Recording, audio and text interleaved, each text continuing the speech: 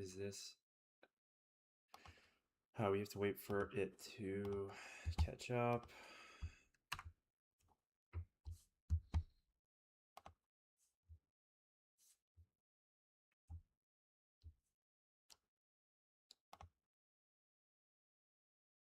Okay, well, YouTube seems to be working right now.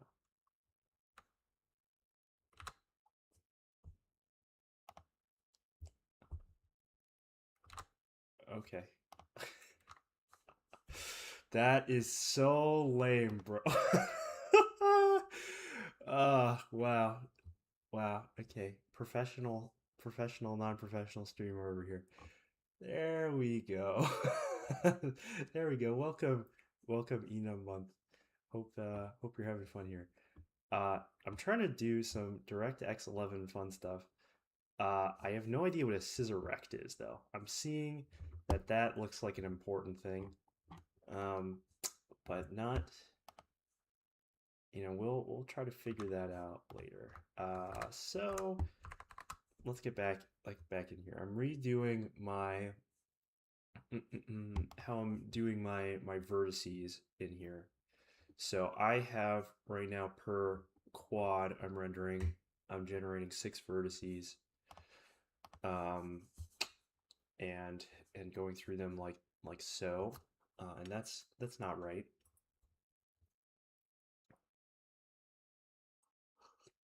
Or we could be saving some space here.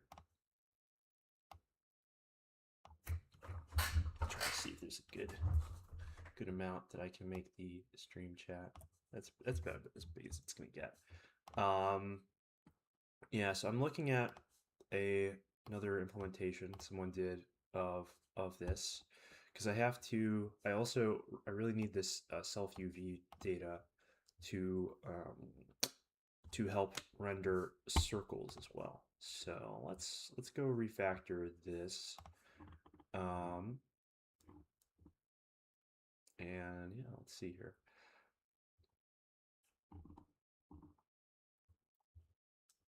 So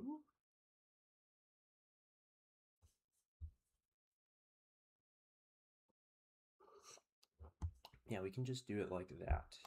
So whoops.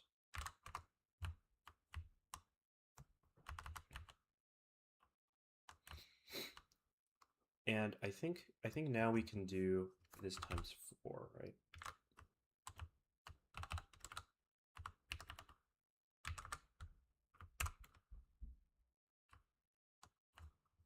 So let's grab that.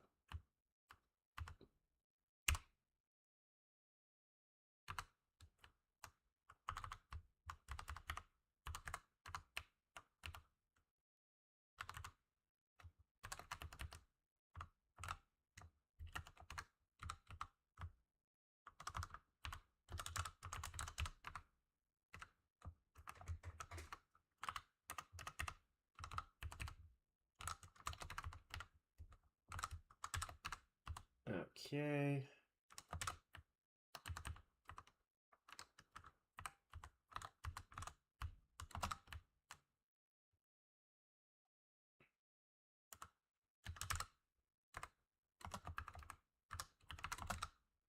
Alrighty. And then we are going to do some stuff here.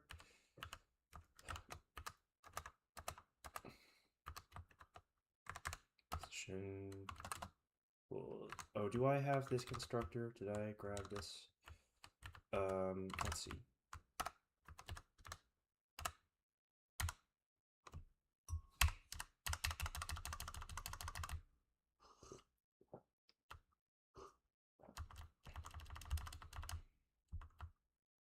I think so.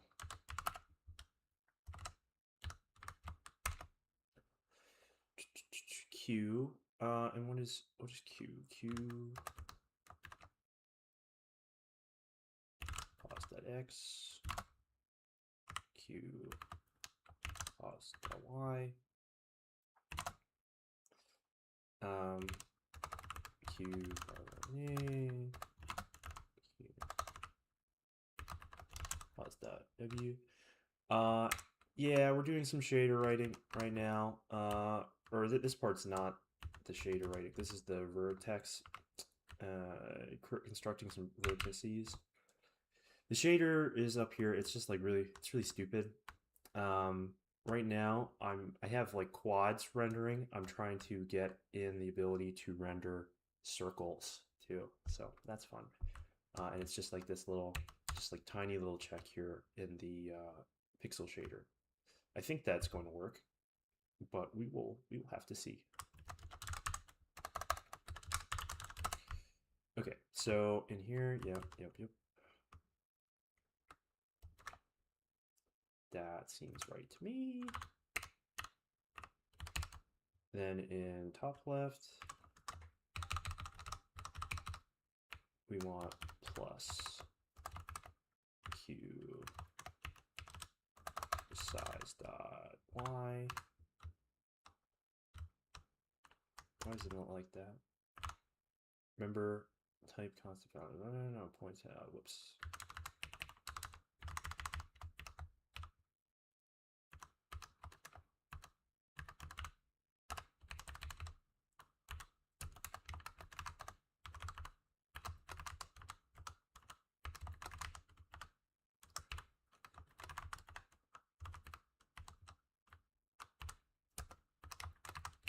That was pretty lame. No member named W in vector 2 of 3. Ah, well, that would be because this is not a vector 4. It should be. That should be a vector 2.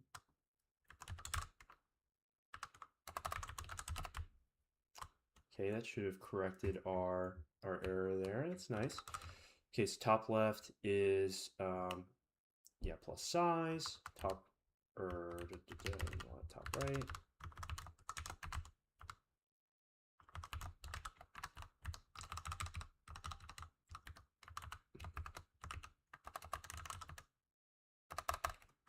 Size.x plus q.size.y.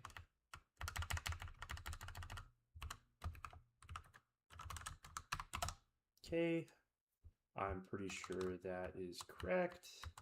What we will see.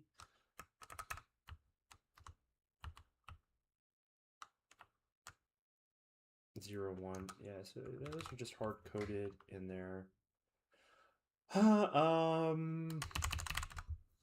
Yeah, I'm trying to figure out like a nice way to do Z layering.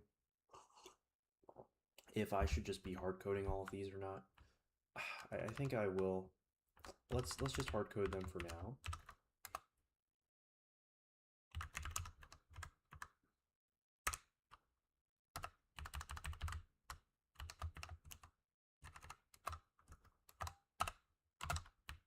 Okay.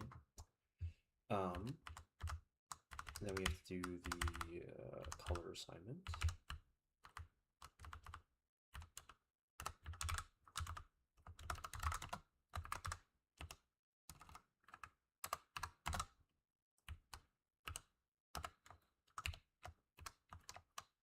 Now I liked this. This is pretty cool. Whoops. Or was it the, yeah, equals all that.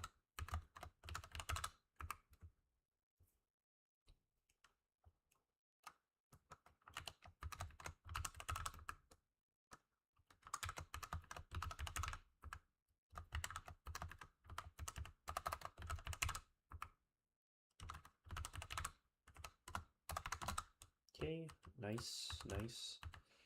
Then we are going to need the UV at some point. We'll do this self UV. I will just grab this. That is really what we wanted in the first place.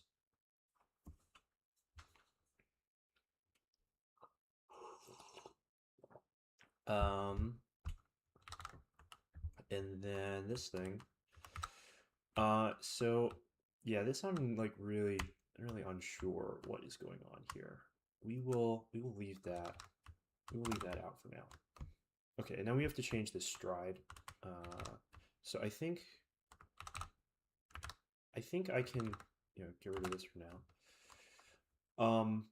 So the stride needs to change. This needs to be size of vertex offset.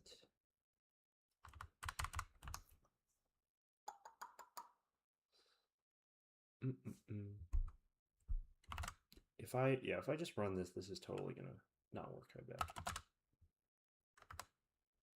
bet. Yeah, there we go. Unexpected token uint8 in the shader.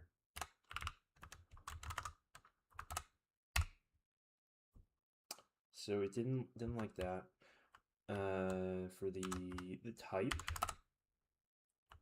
Oh, uint. Ah, okay.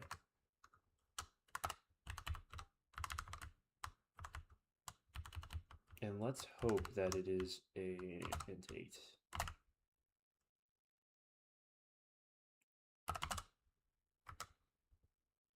Unexpected token uint. Well, didn't like that. So if we look at like a vertex shader,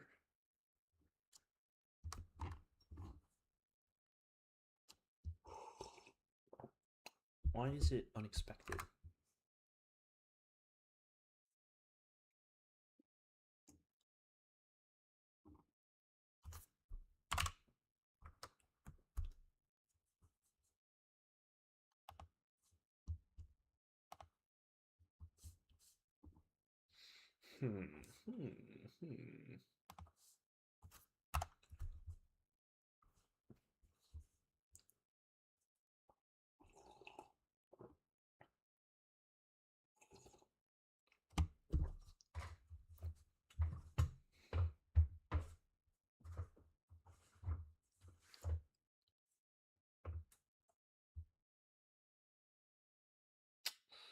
Well, I didn't like that.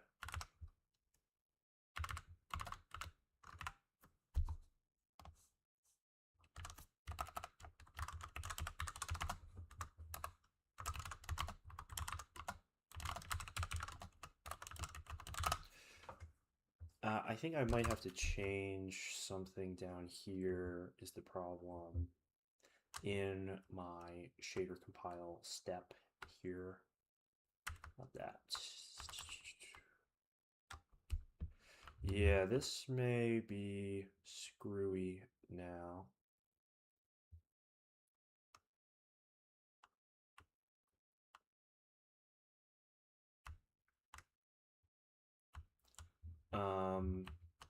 Yeah, because I'm totally missing all the rest of these now. That would do it. So we want, yeah, we want to add the rest of our guys here. Okay, so at least that's what it looks like to me. Okay, and so let's do text chord.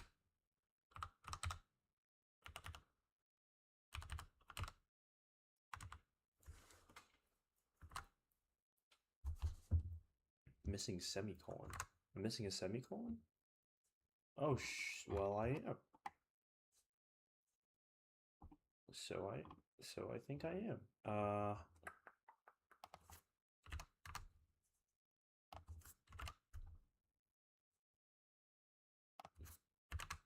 Well, that would be a problem. I'm pretty sure this is wrong too, though. Yeah, yeah. Oh, okay. Here, let's just grab that.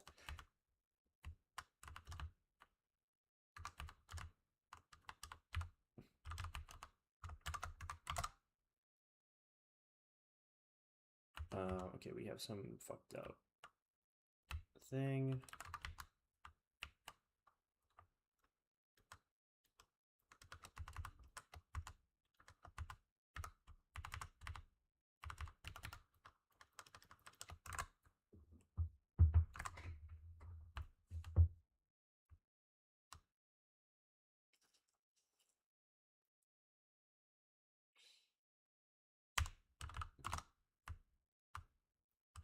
Okay, let's try that.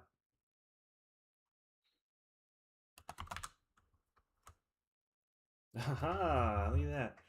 Yeah, so we are going through, but it definitely looks like, oh my god, look at that. The aliasing is so bad on that blue triangle. I don't know if you can really see that on the stream there, but it looks quite bad. Okay,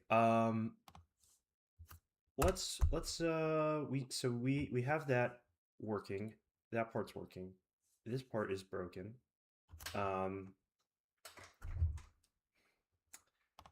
Because we probably are not doing this triangle list.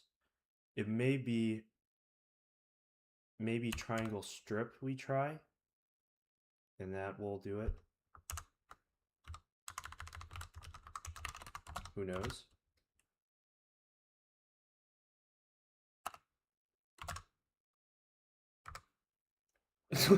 I just spit all over my screen. Oh, that looks quite screwed up. That is wrong for sure. That's kind of interesting looking though, right? It's like it looks like it's like a in 3D almost. So let's not do that one. What did Mr. Grok say? Yeah, let's do that. Fine.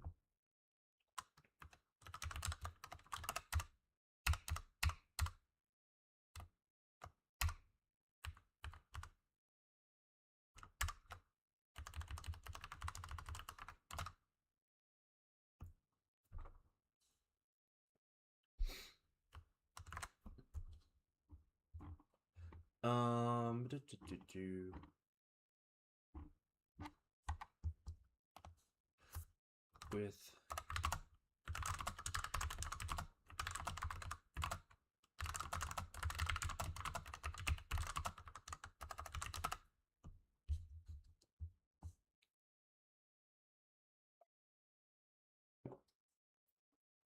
yeah, let's see. So triangle list plus cuts.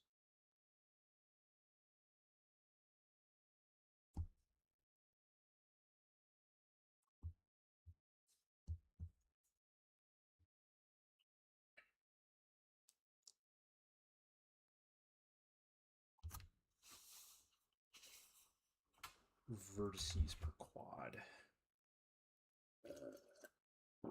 All quads must be connected or use cuts. Change primitive topology. Yes.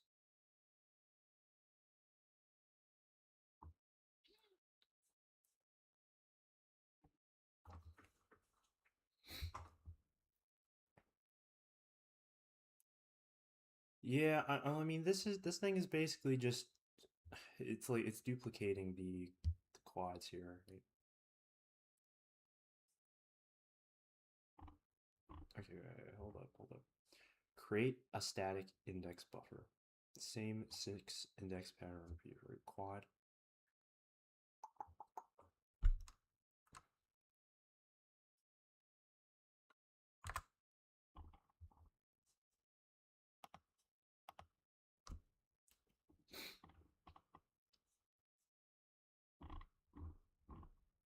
Where is my index buffer that I'm making?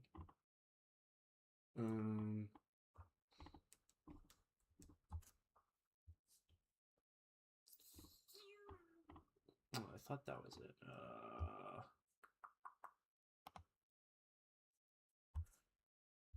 No, this is the this thing. Feature level blah blah swap chain. That stuff. Where did I ever put like the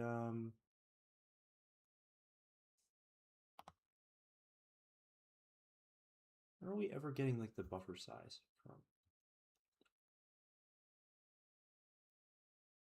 Oh, here it is. Here it is. Max vertices.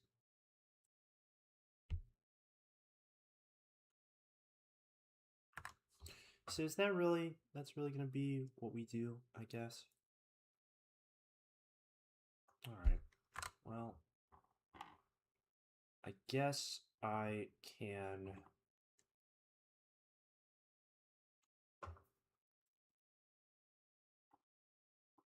I guess I can do, this, I can duplicate two of these. It's not really harm in that for now.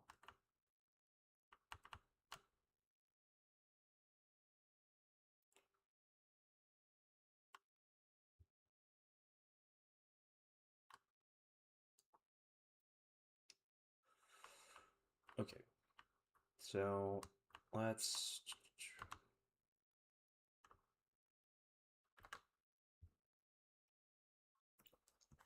wind around here. It's kind of lame. At some point we will try to fix this.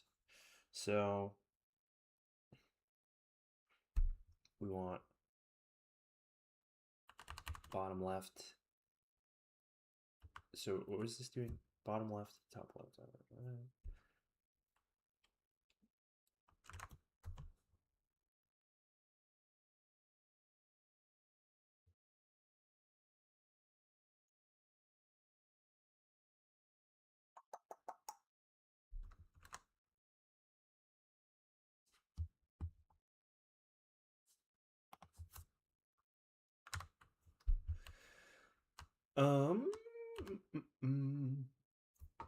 Will this cause a problem if with this circle thing? I don't know. We'll see. So yeah, we want bottom left, and then we want, let's do bottom right, I guess. Then top left. Then we want bottom left again.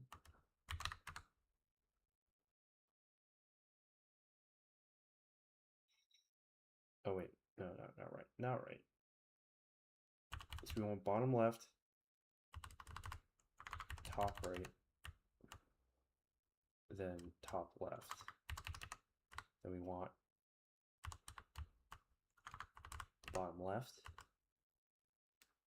bottom right, top right.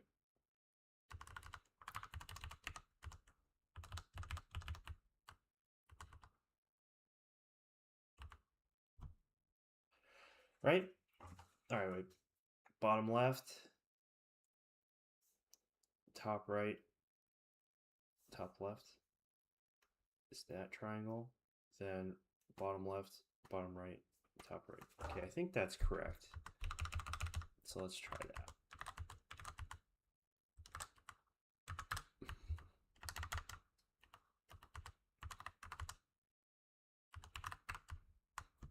So those are the ones we're duping.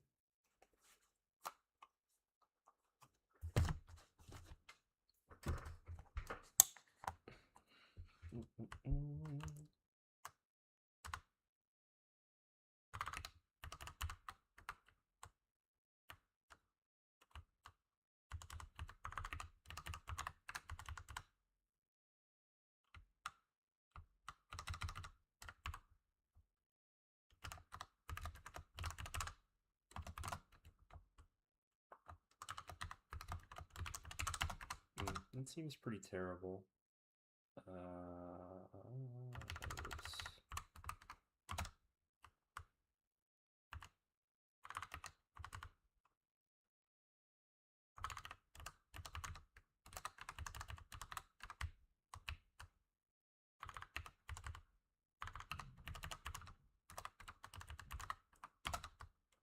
Okay, let's see if that re-renders our squares we want.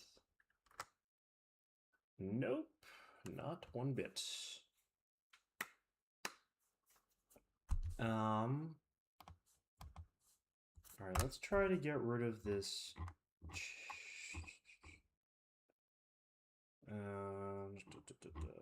Let's try to get rid of this check in the shader here.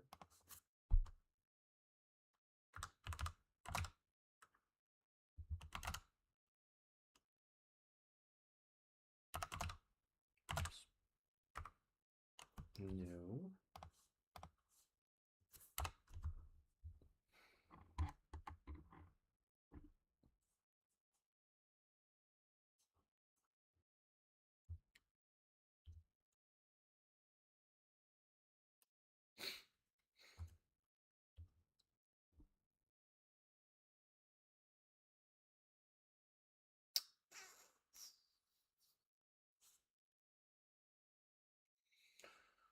Why is that not working?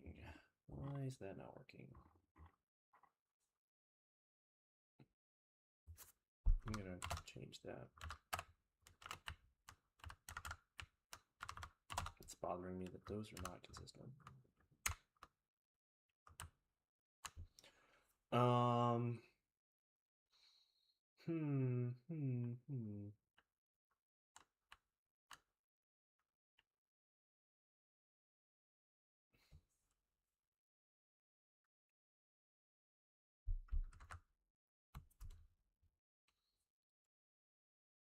BL, TL, TR, BL, TR, BR.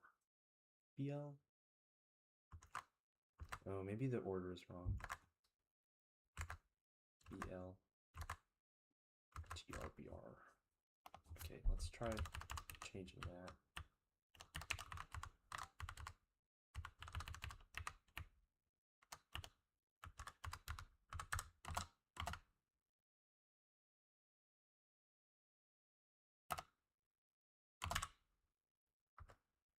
Okay, all right, it was just the order. All right, that's cool. So let's, now that we have this self UV, we can add back that case to do circle.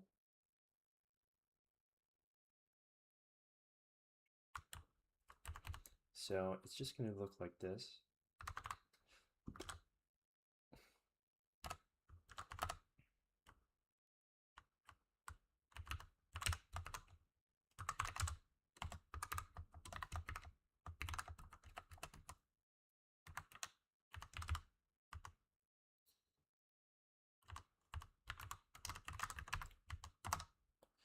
Put that type is 2, float dist equals length minus float 2, blah, blah, turn float 4, else we're returning color.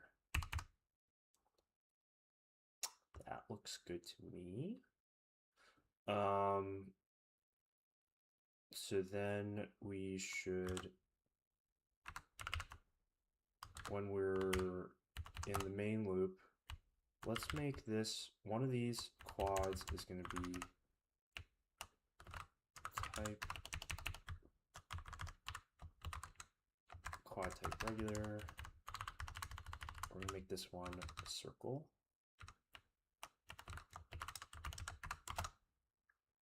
Okay, let's see if that works. We get a white square and blue circle. We are happy as a clam. God damn it. Not quite. Not quite. All right.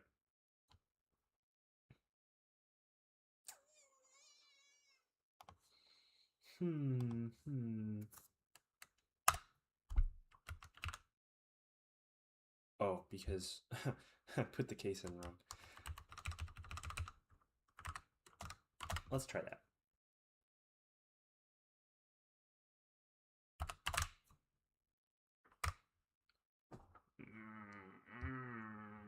God damn it. All right. What's the story here? What is the story? Is it not hitting this case, or is it just not right? Let's take a look at the input description again. I think that's looks fine to me.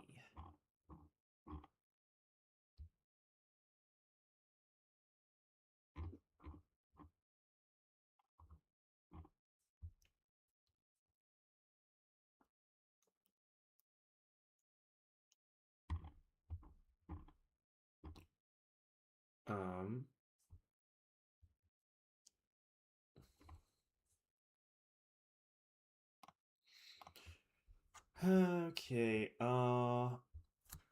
self UV.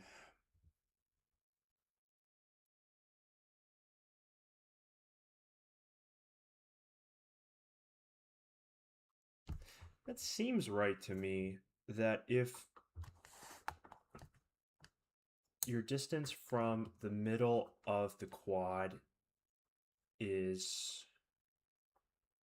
or your UV distance from the middle of the quad is over a half.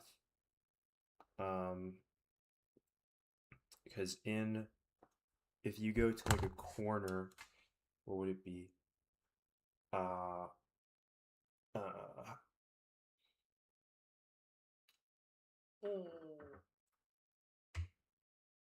it'd be root 2 over 2, right?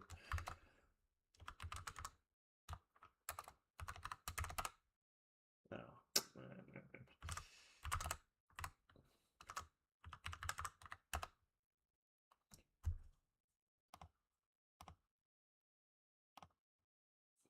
Yeah, B point. Is that right? I need to do some trigonometry on my on my on my notebook here. Let's just throw this in here. Okay, quads are rendering as squares.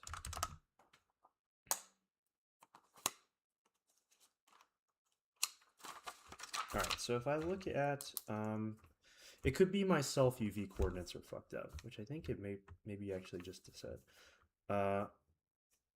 So we have like 0, 0, 1, 0, 1, 1, 0, 1.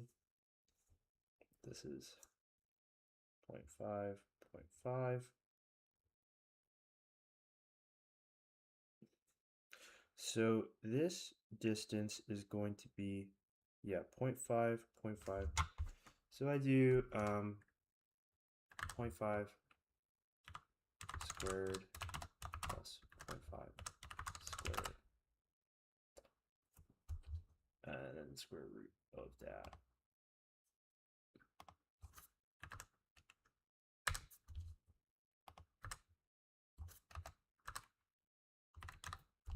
What the hell?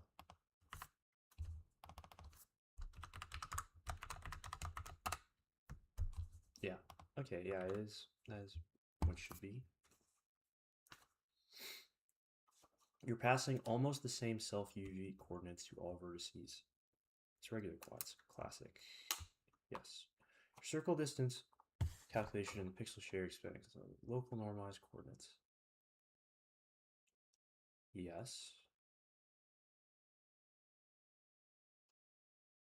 Basically meaningless because the values are correct only by accident for squares going to be axis lined. And UV mapped in the default way. Radius logic is consistent. Make self UV actually local. Blah, blah, blah.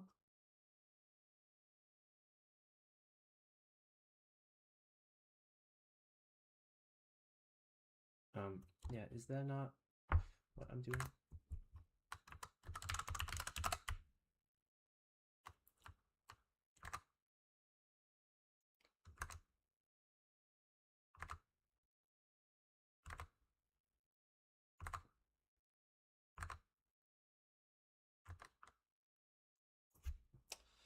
That looks like what is going on.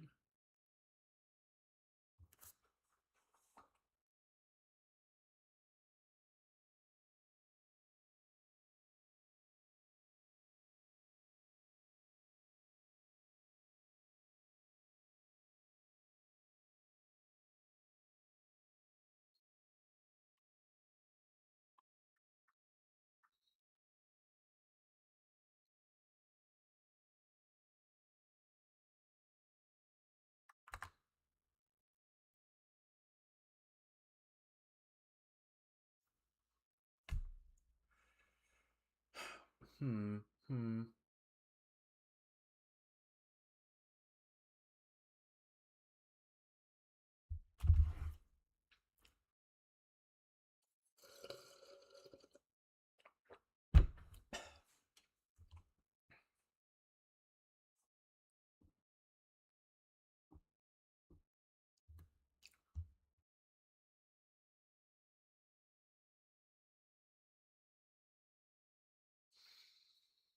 What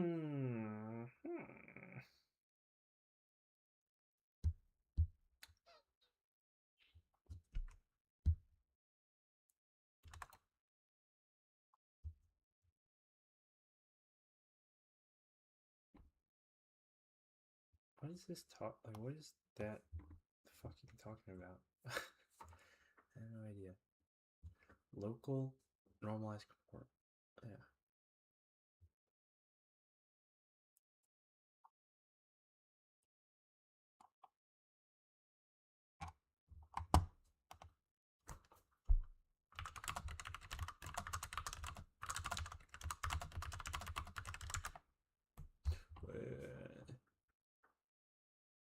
Times float to aspect.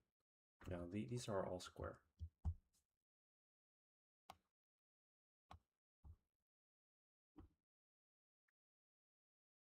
But when that is a good point. When I do like a draw a circle, I yeah, we'll have to figure that out if we want some oval or something. Your pixel shader has blah. You're still getting full opaque quads. It's not true.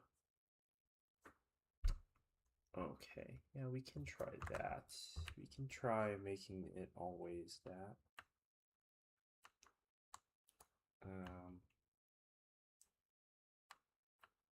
See if the shader logic is wrong.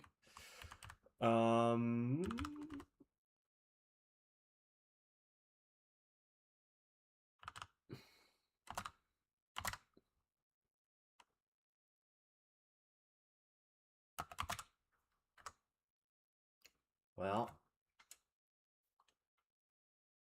so it must be that check is fucked up. If input.type equals 1.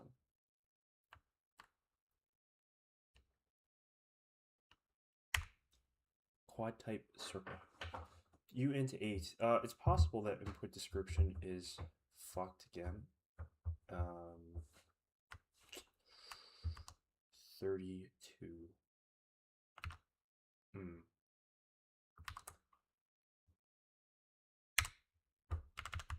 Well, yeah. All right.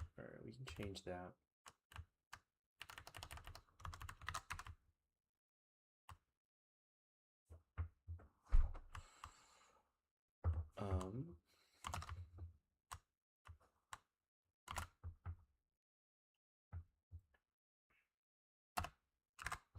Input type equal 1.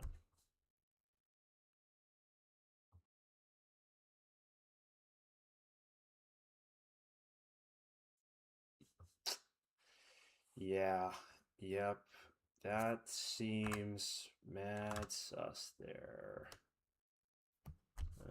Okay. Just only peace of mind. Yeah, we are setting this one to circle for sure. Which is 1. But yeah, very possible this thing is screwy. Type still 4 bytes.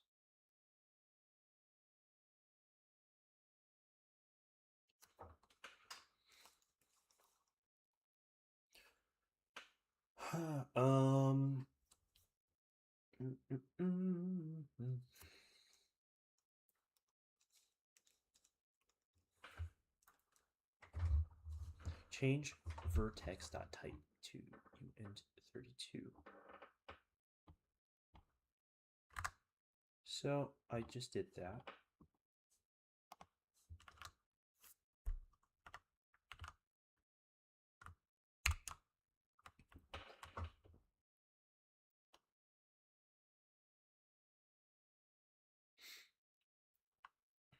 Yep.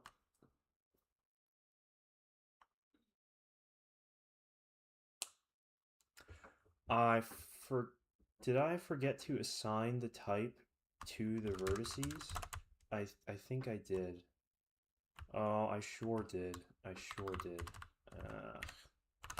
That is rather silly of me.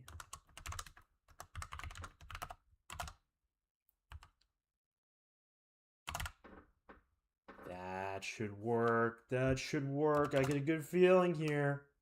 Oh! Woo! There it is. It's a circle. Yeah! Woo! All right, that is badass. Look at that. Circle, square. You can't get much better than that. That's pretty much a whole game right there. That's pretty much a whole game. Oh, that's awesome. That is pretty sweet. Let's commit that. Um, circle shader. Yeah, that is badass. All right, I'm gonna go to the bathroom real quick. Um, let's see. Let's actually try this little aliasing thing that it recommended. Let's see if that makes it a little nicer.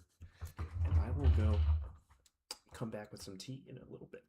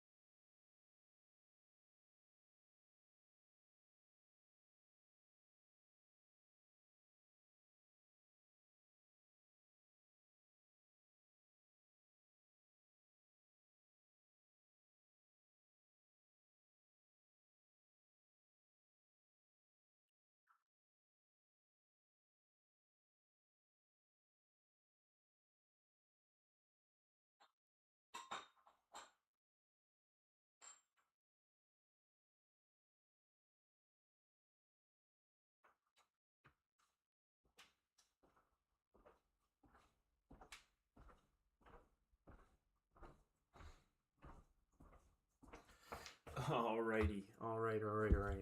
Let's try this nice little smoother fade, it's saying. Okay.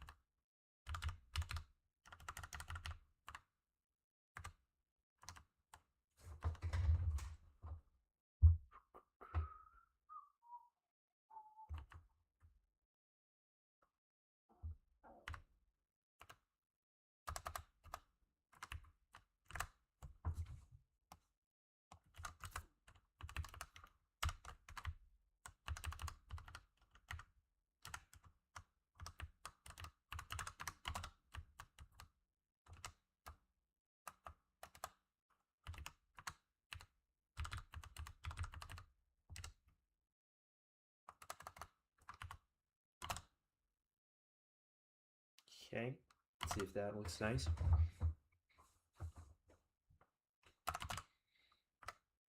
No, no. Nope. There's no such thing as HLSL smooth step, it seems. Um, oh, well, maybe it was that, uh, wait, what?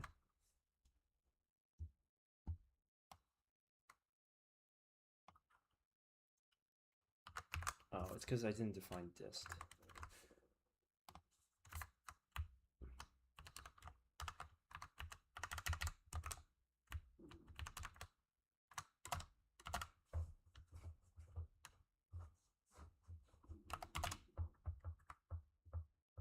Oh, look at that. Look at that. That is a very blurry edge, but yeah, we can fix that.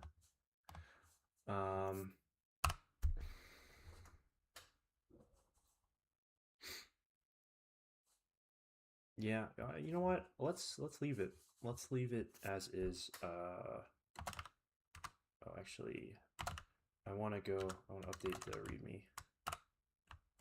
Under circle. Yeah, baby. All right. All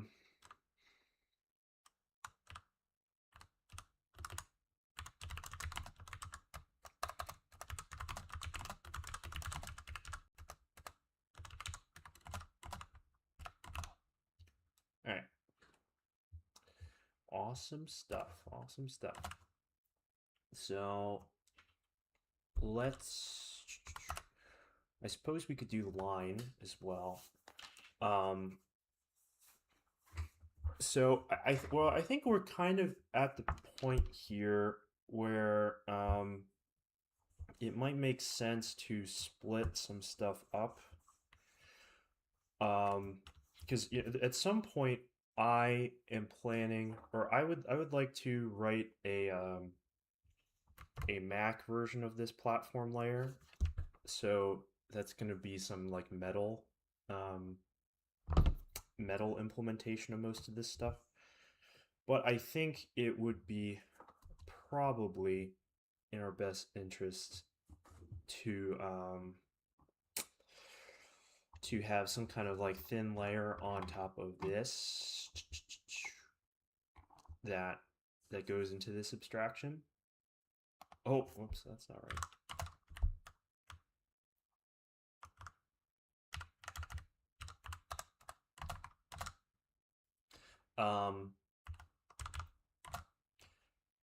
Yeah, like something that lives on top of this abstraction that is the generic graphics layer, quote unquote, that we're passing quads into. Um, maybe we don't do that until I start the metal version, because to be fair, I don't know what is going to be involved in that. If it looks the same as but I assume like we're gonna be passing vertexes and quads, and we're gonna have some shader road. But it's yeah, I think it might be a little too early to figure that out. So let's come up with something here.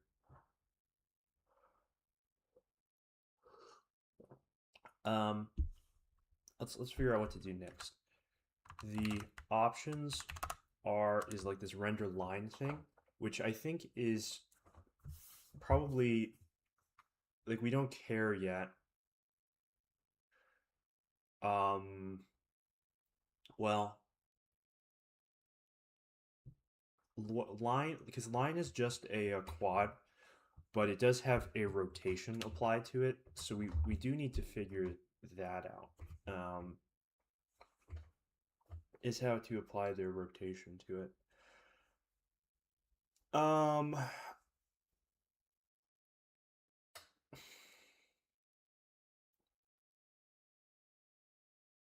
And then this texture thing, and then once we have that, I think this DirectX implementation is pretty set.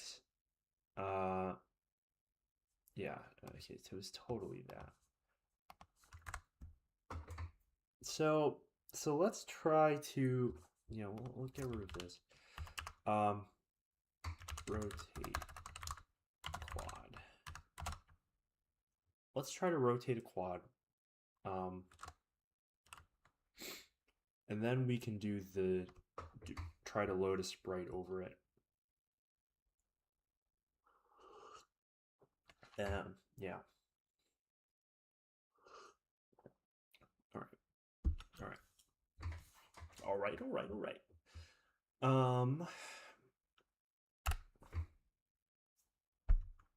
So how do we do that? Let's go grab this whole thing as we do. How to render a non-axis aligned quad.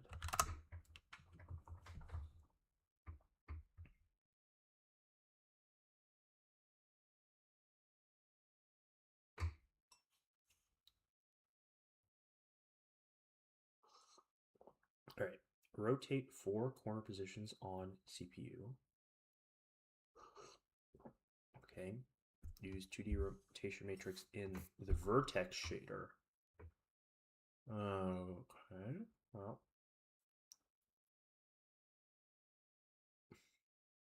Use geometry shader to expand point rotated quad. So yeah, I think well, because like think about it like this. I think in the CPU needs to know the rotation of a quad if we have like a a rectangular collider attached to it. We would need to know that.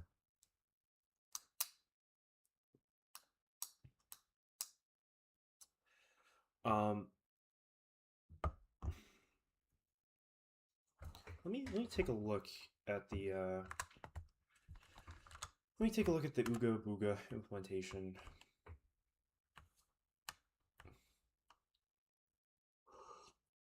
I still don't know what this scissoring stuff is. It's kind of free. Oh, text.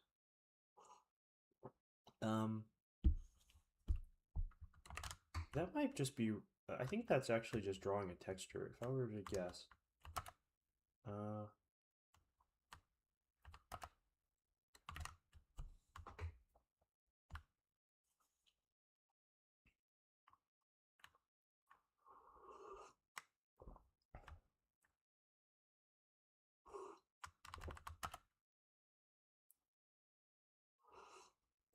Load font from disk.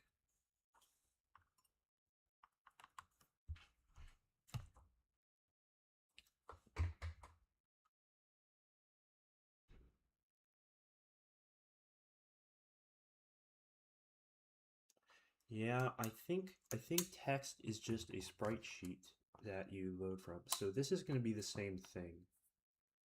I think. I think so.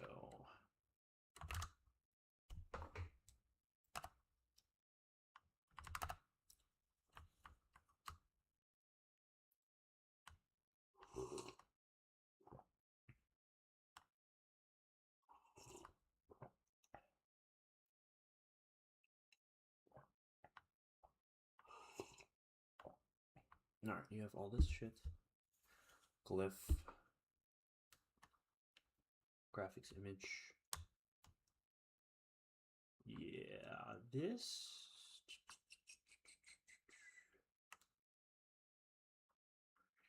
File. Yeah, I think that's what it is. Scale on bottom top.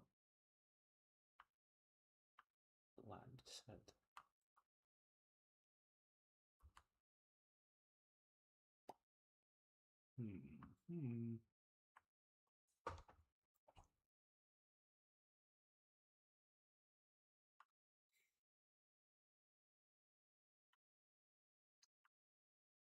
Well, all right.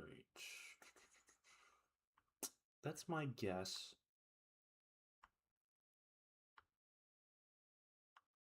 we will. Well, yeah. Well, first we'll try to just implement a texture, and then we'll go in and figure that shit out. Okay. So yeah, let's see. Look at this rotation stuff. Yeah, I think the CPU needs to know needs to know this.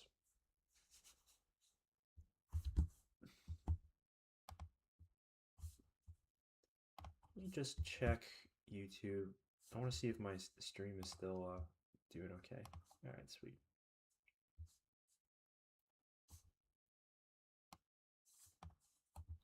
Oh, Xenoblade Chronicles X Definitive Edition Nintendo Switch 2. Ah, look at that. Ah! Did they announce anything else fun?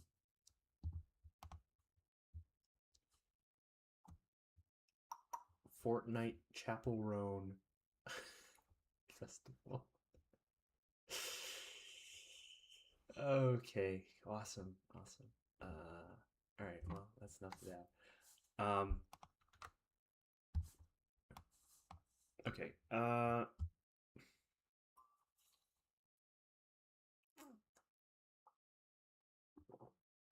I think I would always want to be rotating about the center of the quad, right? About UV 0.5, 0.5.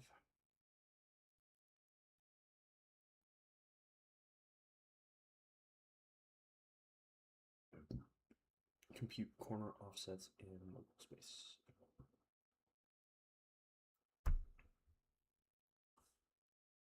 Okay, well, that's good.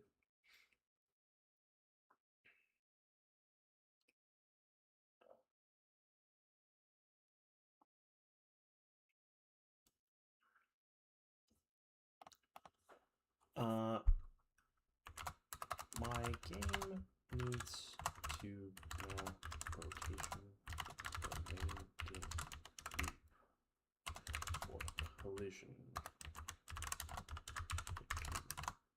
Should I be doing rotations in E?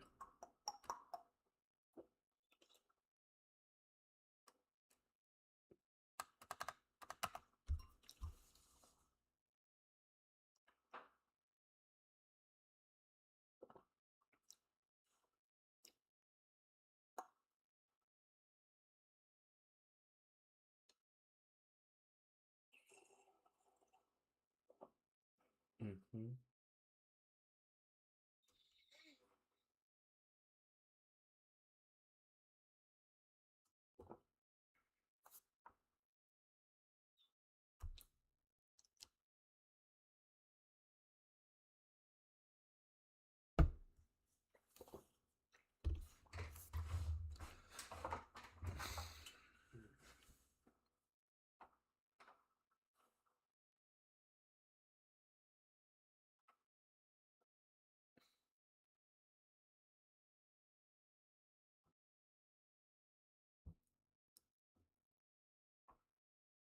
Yeah, so both of these guys need to know this is the thing.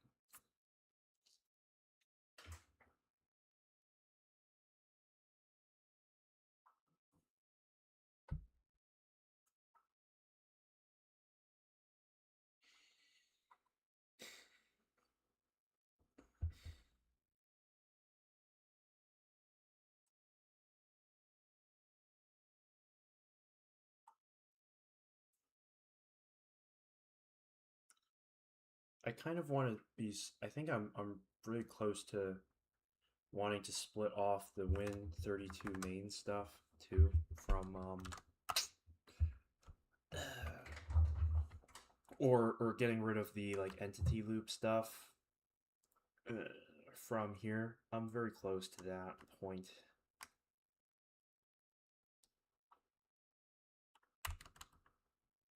Because this stuff should be somewhere else.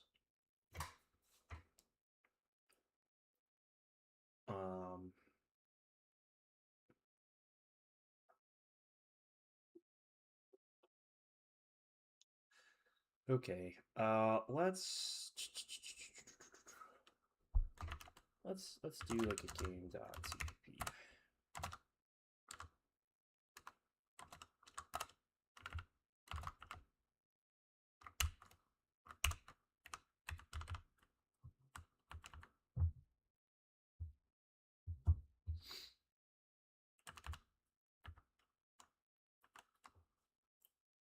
So, yeah, this guy doesn't need to know any of that stuff. It shouldn't know any of this stuff either.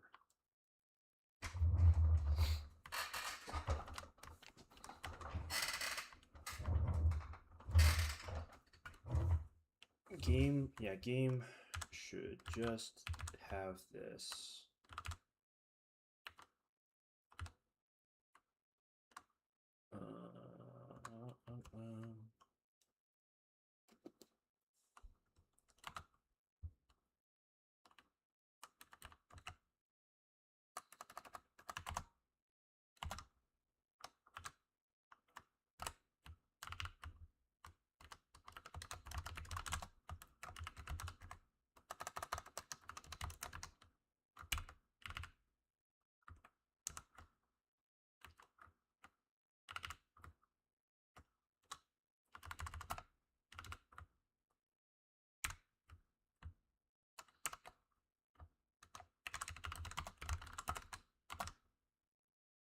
Okay.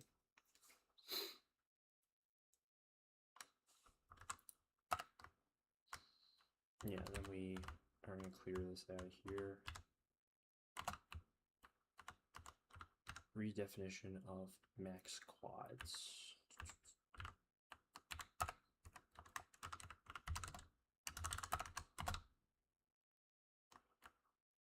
No, it's not. What are you talking about?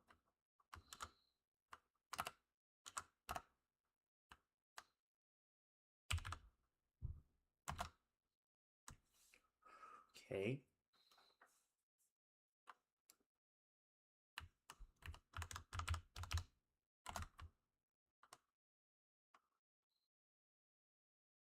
Yeah, so look at this. This is now basically all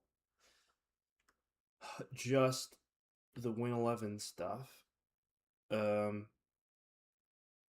We do need to be passing the inputs, the keyboard input back into game loop somehow, because that's where that needs to live. But this is fine for now.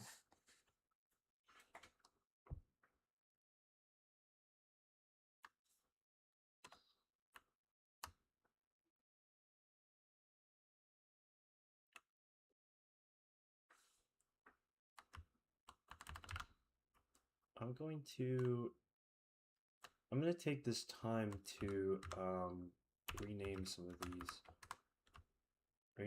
of these API calls.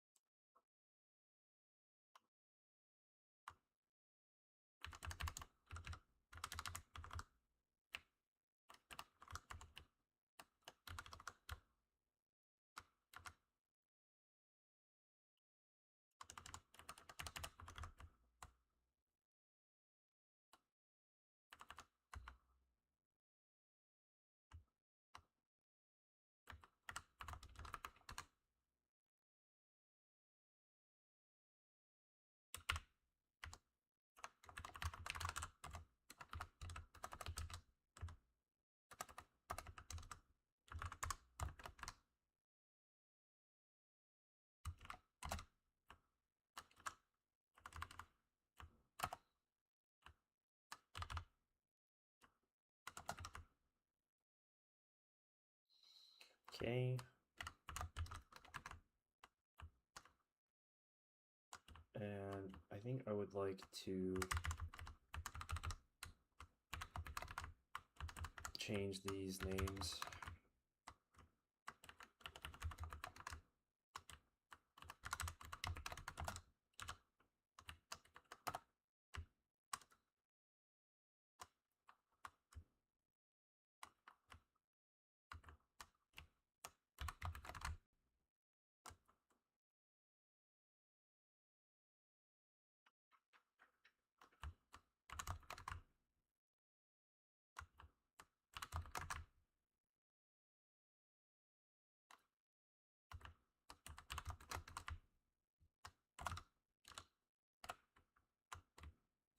Okay.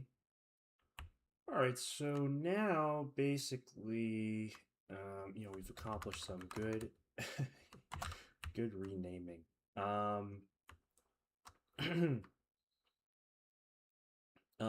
This thing, let's get rid of that.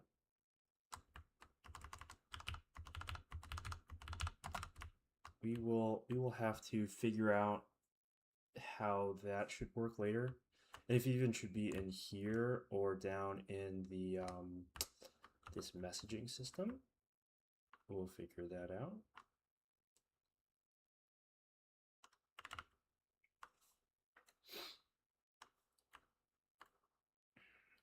Okay. That's all fine and good.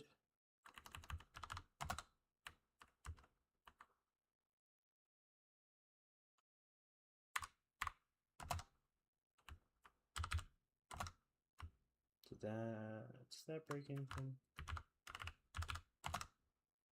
Because we want to have we want to have as few stupid things as we can, right? Few includes as possible.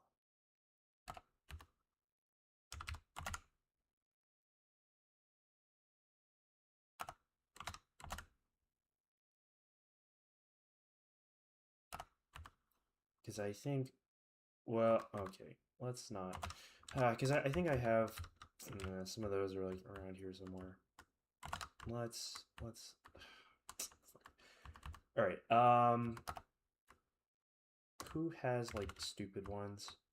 Not here. That's fine. That types header should probably not have all the math in it, but that's okay. That'll be fine. Okay. Actually, all these are kind of what I want them to be. Except I don't want a vector in here.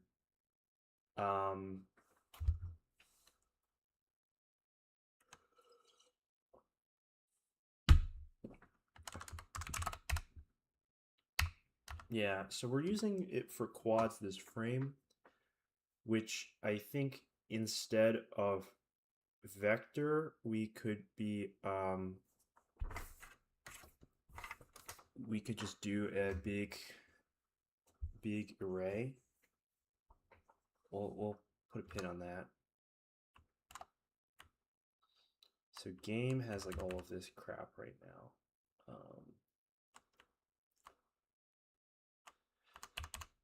So let's get rid of all that stuff. This should definitely not have any of the Windows ones in it. That would be totally wrong.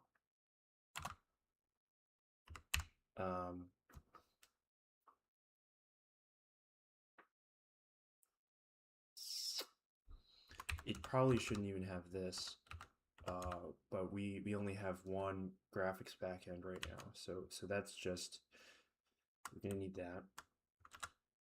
Okay, so then we look at main. Now we can see about blowing stuff up.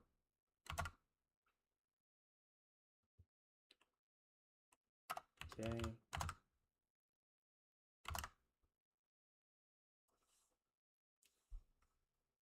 Okay.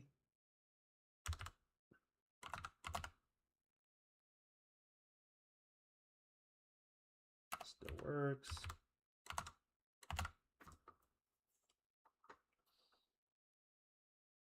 So that all still works without having any of those headers. I just need to include Windows. That's good to know. So I'm not using, yeah, I'm not using GDI anymore, right? So let's actually take a look if we can remove those from some of this crap from the linker.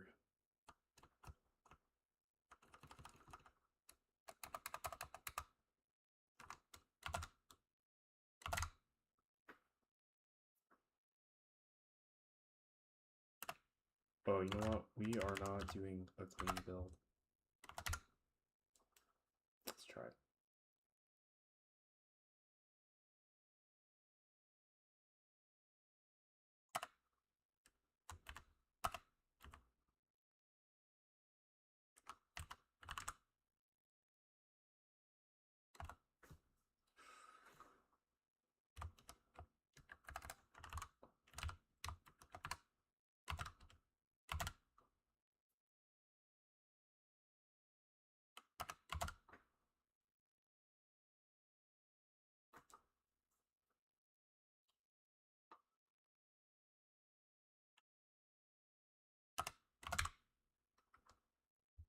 All right, well, that's cool.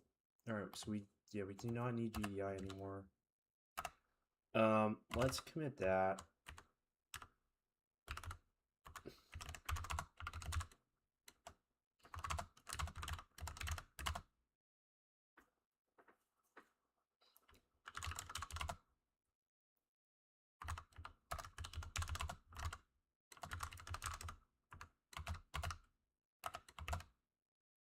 Okay. All right.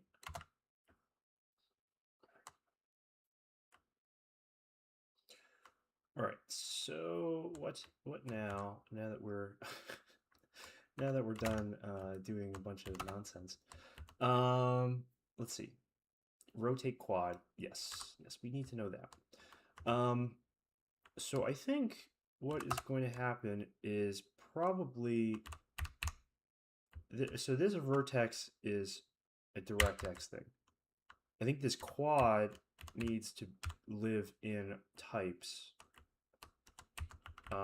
because it should be a more generic thingy.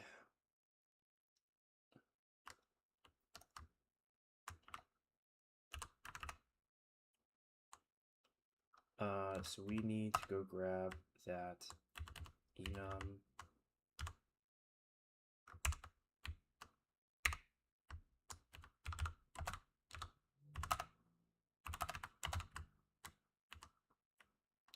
We're going to want to blow that up at some point.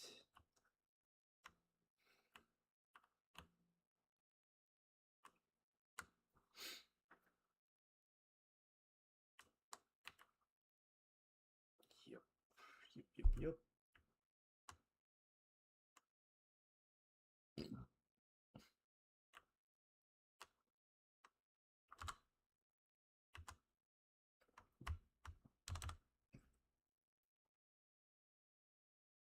I don't think we need this for a little bit.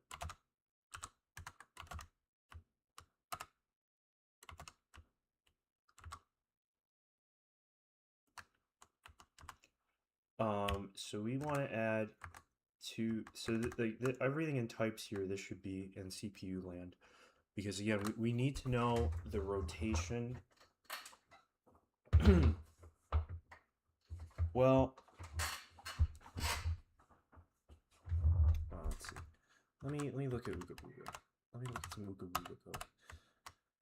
If I look at my better version of things here, we're so close to this not being the better version of things. I feel we're really close.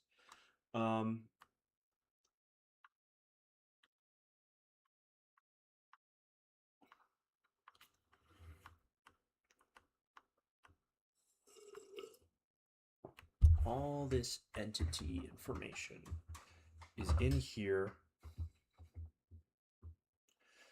And so we have, like, this is kind of what we're trying to build to, is this entity struct has a collider, right?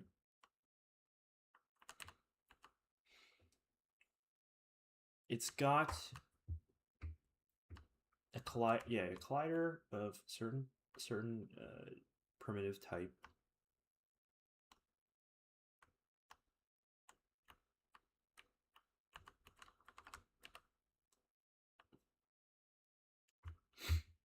And that's is that controlling the rendering too? I thought I had it that it's like that broken out. So if I look where I do like rendering for an entity, not for those, it's the UI, blah blah, tile rendering, blah blah blah. Okay, yeah. So render sprite entity, solid entity condition, render sprite entity.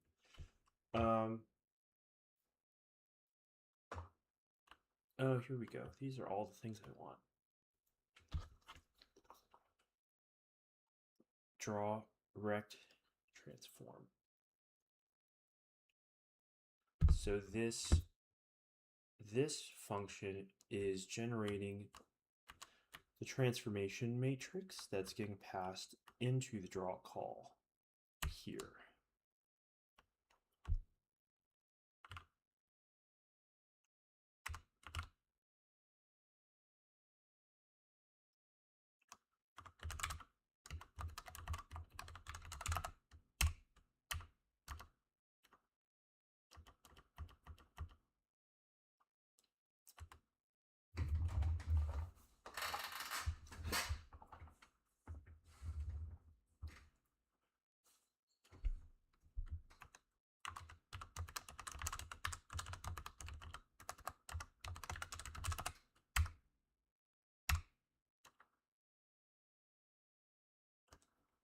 So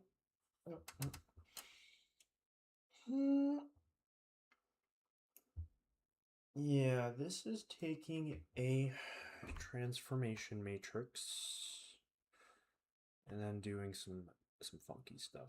All right, I gotta go to the bathroom. I think it's we're rapidly approaching lunchtime here too, so this is probably a good place to take like a little mini break. But I will be back, and we will be eating good in a sec here.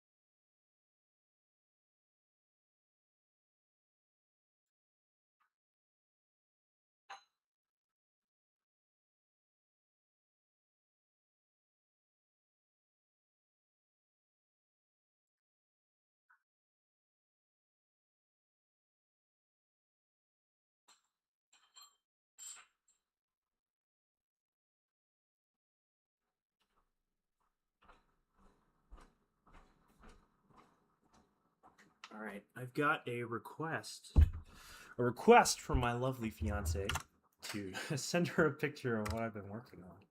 So let me go do that really quick.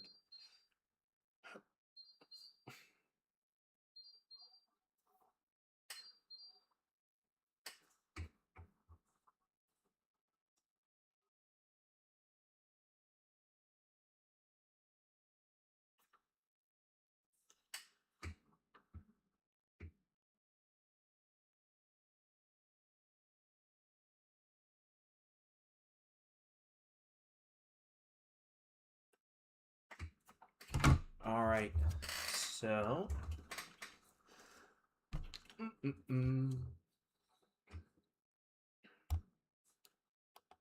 yeah. I think while we're going into lunch mode here, we'll take it a little easier. But I think yeah, I think the plan is oh, we should figure out this culling. We should definitely figure that out. This looks like a really good function to be looking at here.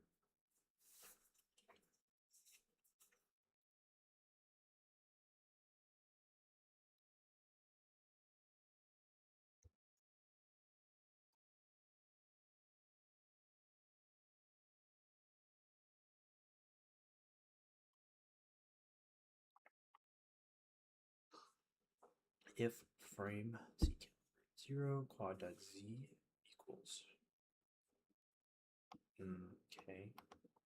So we'll have to figure that out for the z layering.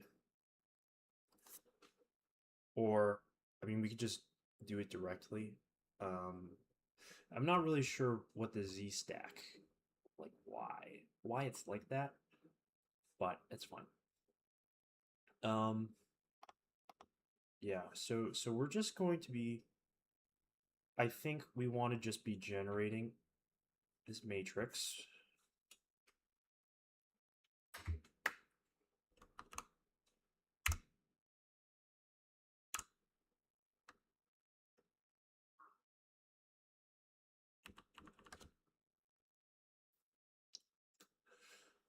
We want to generate our transform matrix.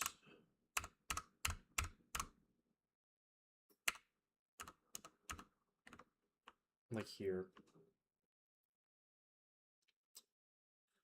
So, oh man, maybe it's time now that, because I just split up the game stuff. I just ripped that out. Maybe it is now time to grab all of this crap and dump it, dump it into game.cpp. Let's try that. Let's see how horrible this could be. Well, that's clearly not the right thing.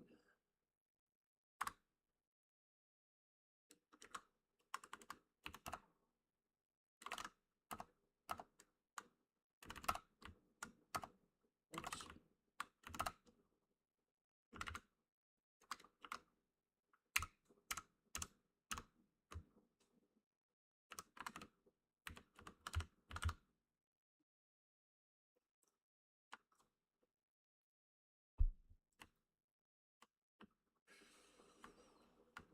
All right.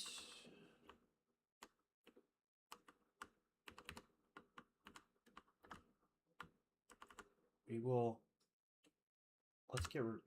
No, let's keep that there for now.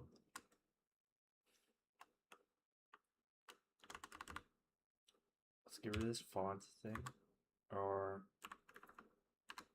we will comment that out.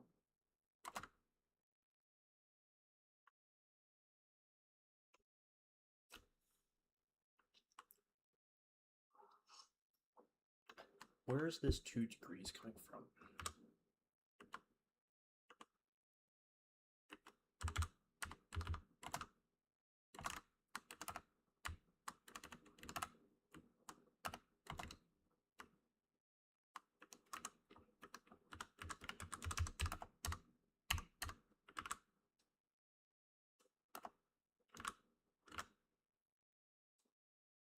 here we go.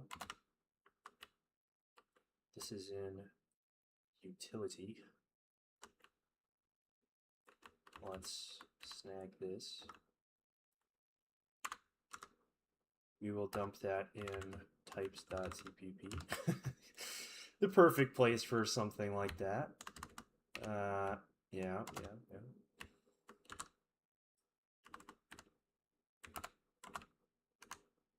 Oops.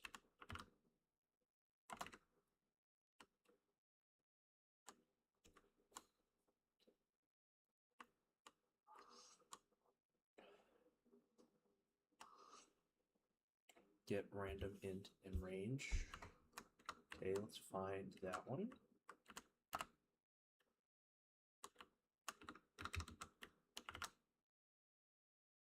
This, okay.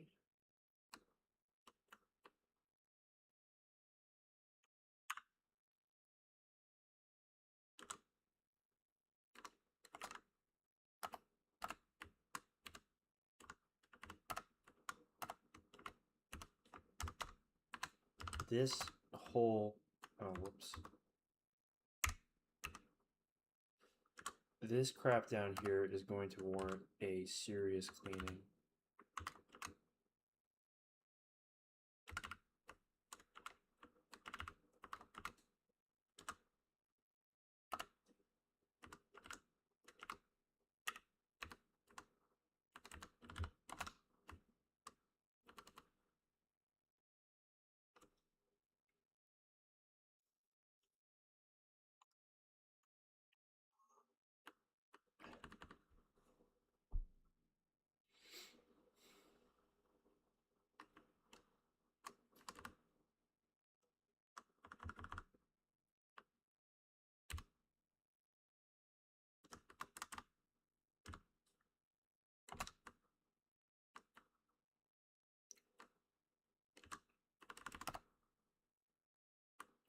Clamp, where do we have that?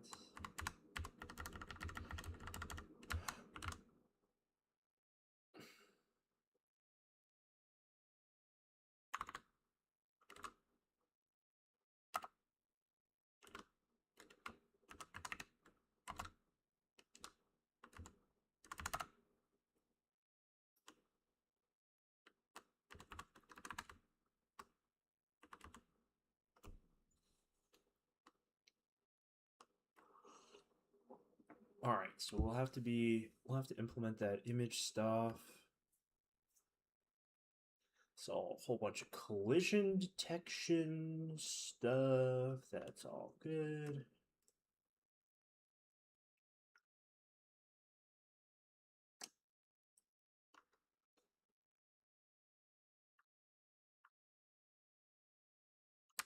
Here's some serialization stuff. So that we'll need to, yeah, we're gonna have to go do that at some point soon. Logging. I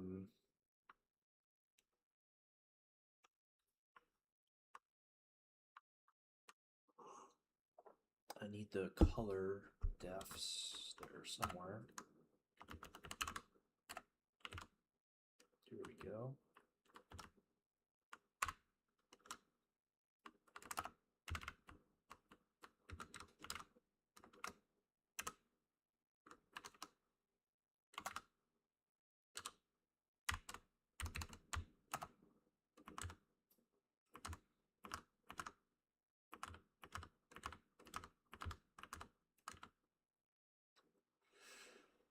Here's insert.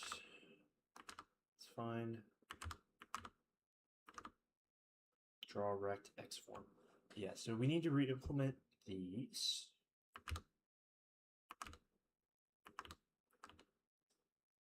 Camera, we need to re-implement.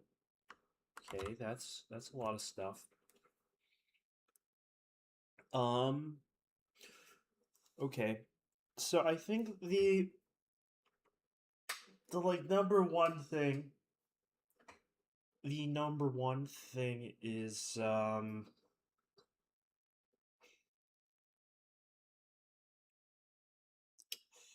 finishing the direct 11 implementation here.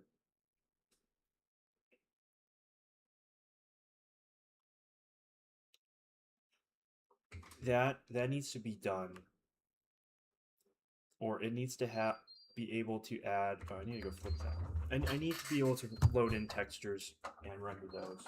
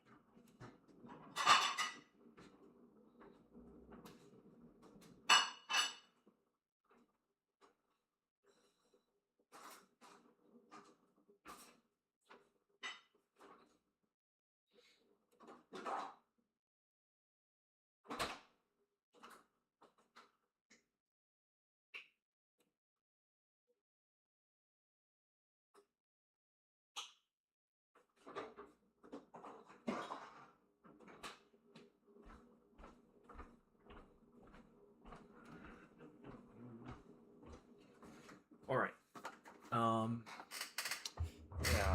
Yeah. So, all right. What do we have to do? Let's go revise this. So we want, to rotate quad. So we need to be pass in X format to vertex creator. We want that. We want that. We want that. Yep. Sound abstraction. Fixed keyword events, split rendering, and entity loops.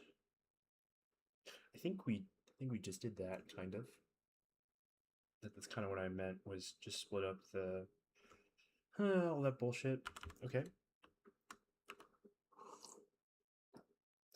And then we need to like clean up types. That, because now this is just like a dumping ground file. That's not good. That's really bad. That it's just like all this garbage in here now. Because there's like zero way I'm gonna be able to find anything useful in there. Okay, so let's stage that.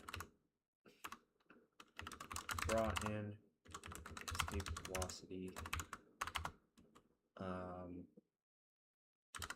Entity slash collision slash roll code.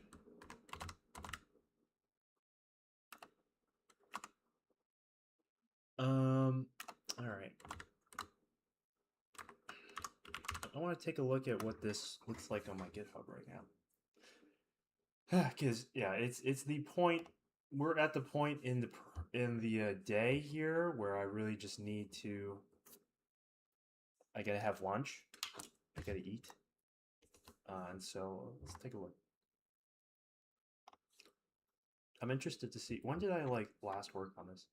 Yeah, this is so I stopped working on this like in August. And then it's been quite a lot of good stuff in here. So I'm happy with this progress. Actually, I'm very happy with how this is going.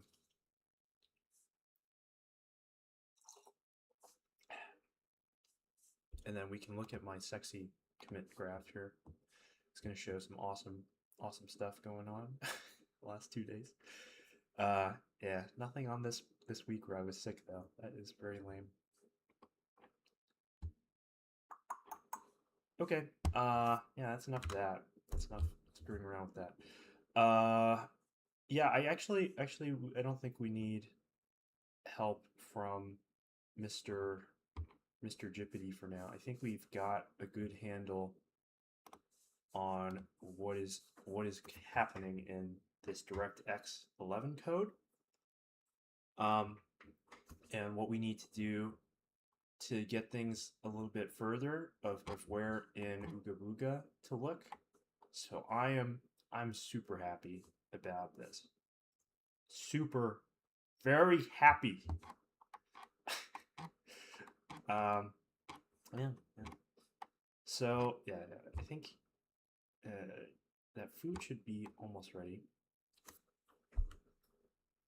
While we're waiting around, I guess we can look on Steam again as our time killing thing for the next couple minutes.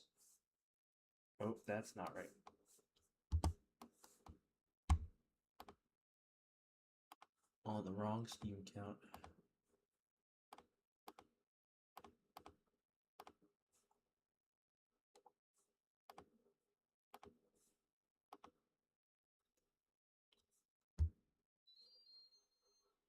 Yeah, there's the food.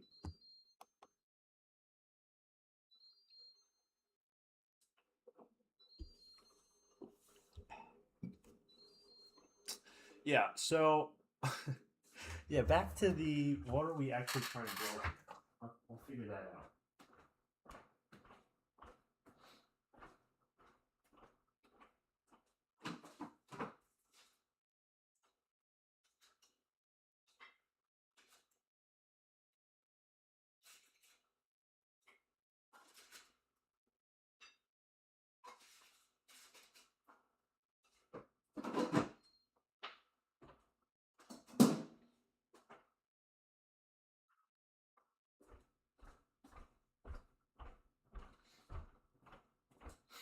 All right, we've got our plate of delicious chicken tendies here. Yeah, so what are we trying to do? Um, I think today, it's 11:30 right now. In the next couple, for the rest, the back half of today, I think I think I can get to the point where I am mostly I've mostly swapped over this like Ooga Booga implementation for my like escape velocity code base to my stuff. I think I'll be able to do it and get like sprites working and stuff, and rotating, yeah, rendering rotated quads. That seems very doable at the rate we're going. Um, I think my sound implementation probably is not great right now. I think that will need to be redone. We will have done file IO by that, with the sprite stuff, so that'll be fine. I think that's pretty good. That all seems doable today. And then tomorrow, let's look at the list again. Yeah, like I think I could do this, this all today. Maybe some of this too. Um,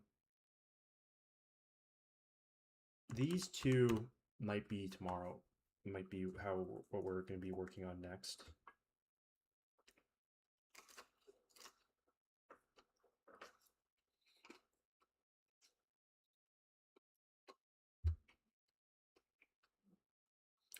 Because it takes as much time to write like the metal rendering pipeline as it did DirectX 11.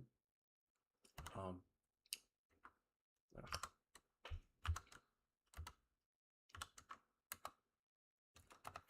then it's going to take that much time. We don't have that much time.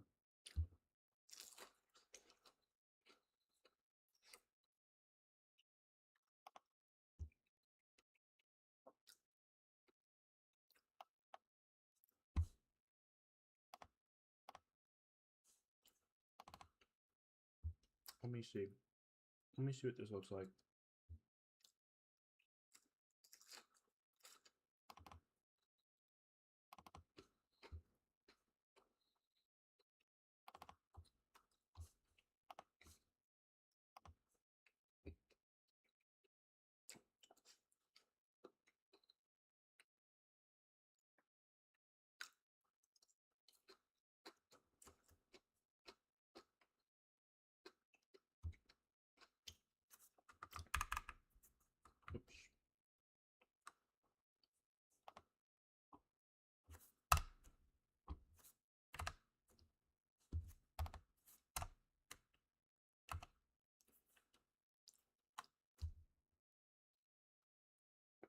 So here we go. This is like this is draw.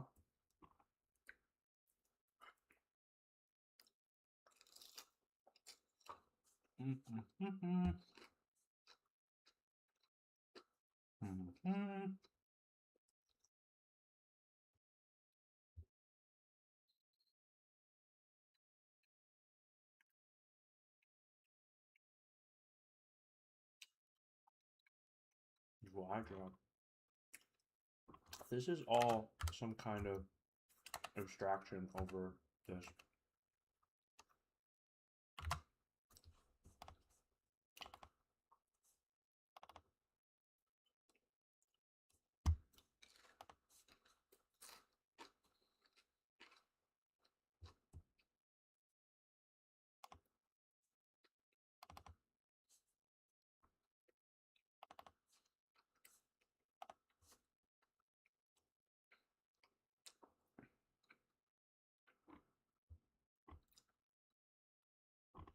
It's like, where is the shader and the thing that's creating the vertices?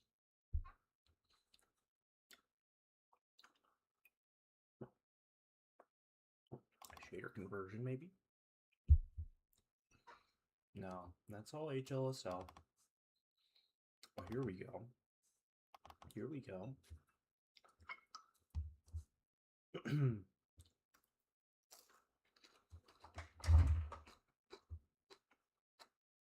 Hmm. Hmm. Hmm. Hmm.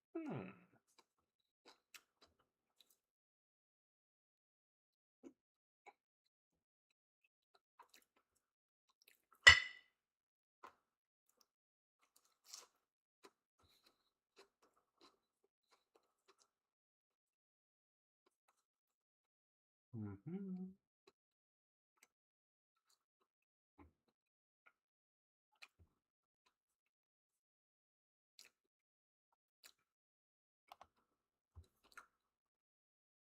Hmm.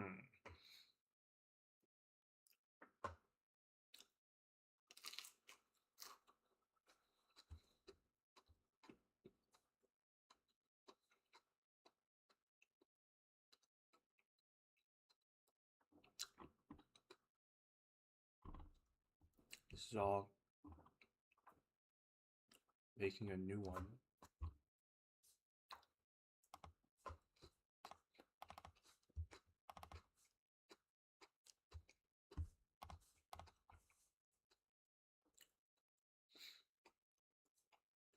Hmm. I don't think we care about any of that stuff. This looks like a pretty awesome piece of example code, though. Oh, you know what? Yeah, maybe let's take a look at this.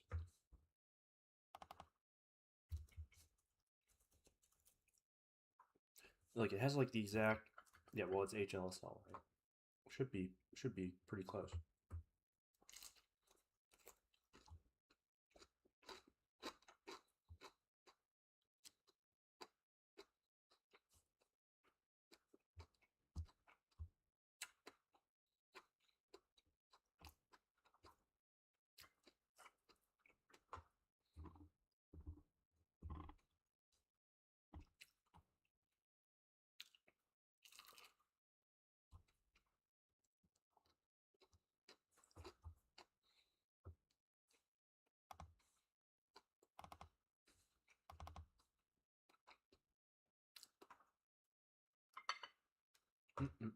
Vertex in.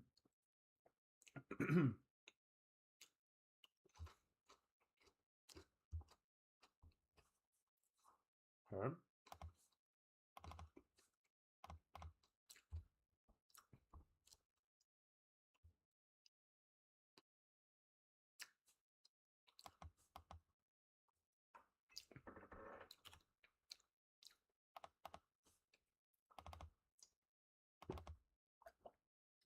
Oh my. Look at all the stuff in here.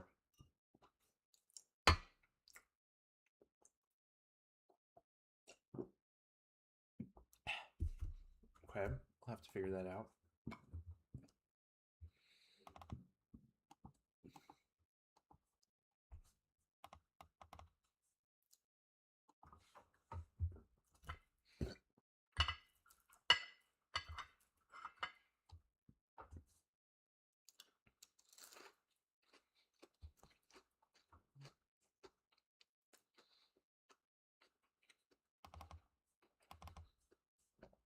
It's probably interesting.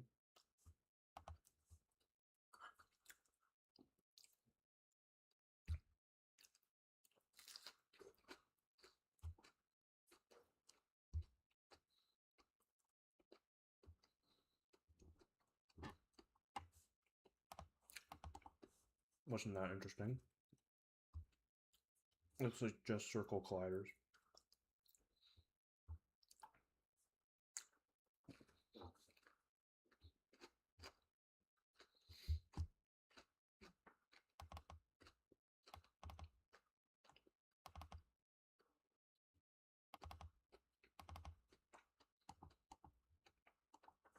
Well, look how much like stuff they want you to do for Mac.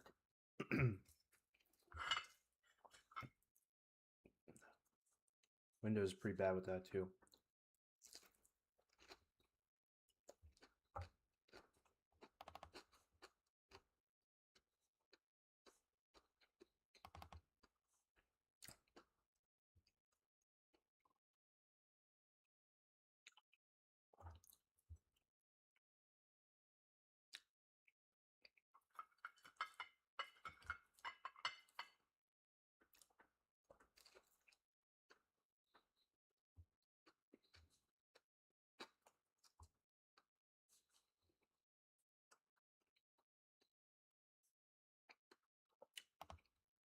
New buffers.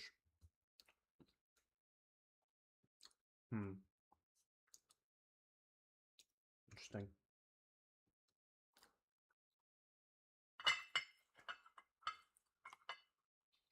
Okay.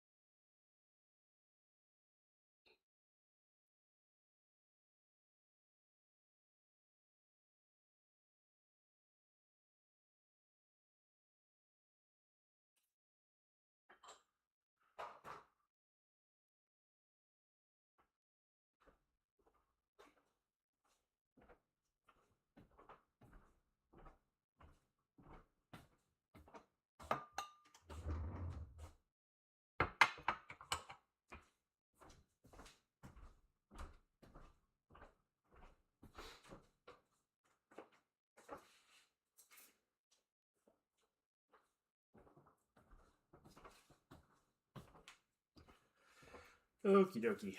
Gonna have my banana. Then we'll jump right back into it in a sec here.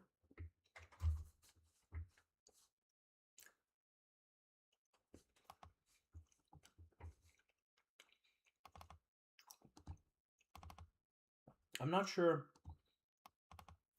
why like half the stuff is C plus the CPP files, half the stuff is Objective C.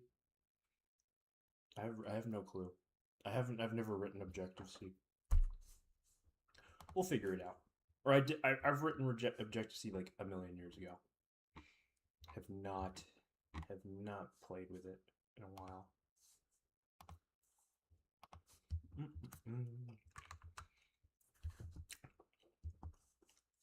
Yeah, so I think we're just trying to make like a 2D, some kind of 2D game. Very simple.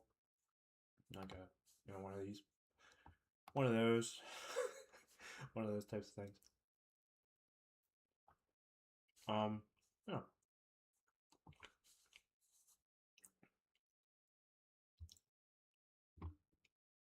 And then from there, the world, basically. Yeah. Okay. Let's close this guy. I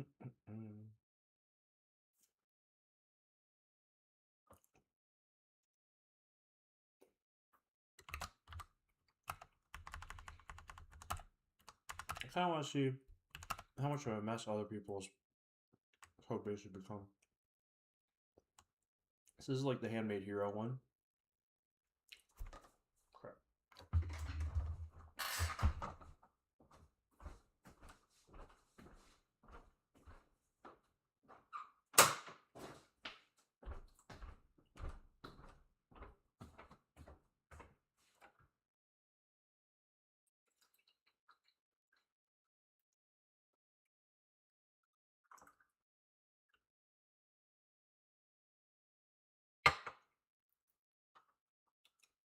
Okay.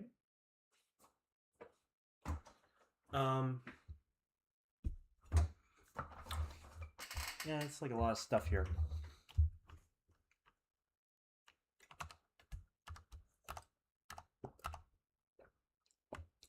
Like this one. We're just looking at game engines. Yeah, there's like a lot of crap you gotta do. This one we probably need to figure out.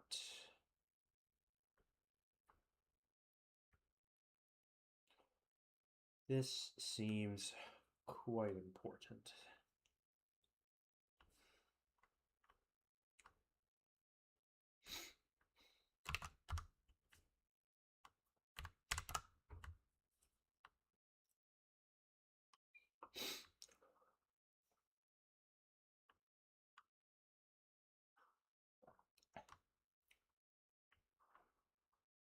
So, yeah, there's like some kind of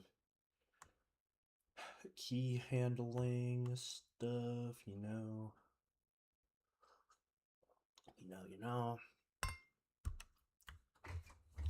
Oh, this is the main window callback, right?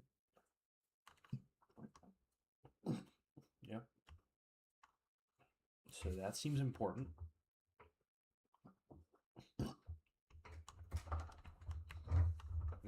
Okay, so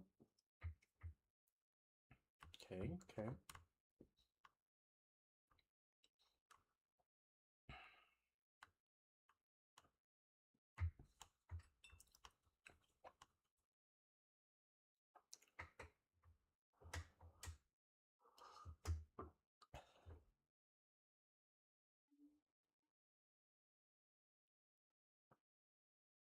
There's just like a whole ton of stuff here.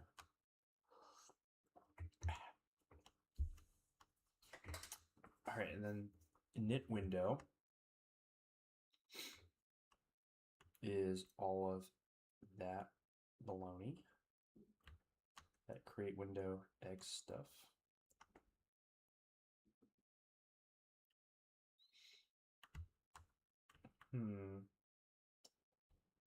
So there's the C runtime.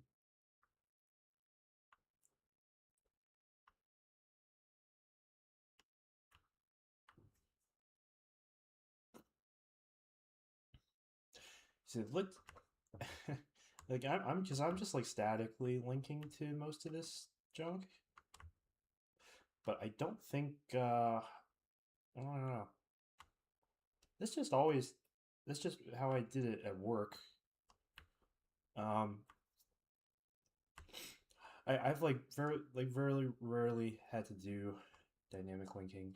It's a really stupid thing to not know. I should figure that out though. All right, there's a bunch of threading. All right, no, okie dokie.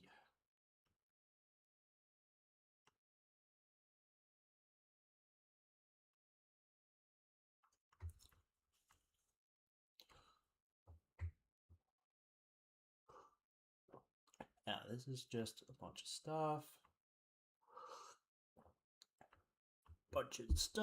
Blah, blah. Alright, I don't think we need to really look at any more of that crap. What I want to see is the identification here to build all this stuff.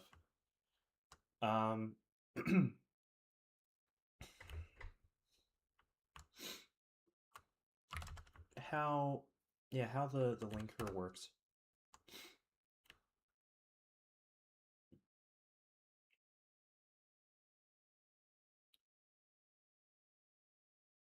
Oh, here we go.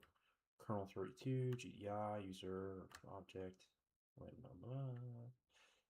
D3D11, D3, Schwappy. Okay. I mean, most of these are statically linked. But the C runtime is being used in that a little different way. Whatever. Probably not that important.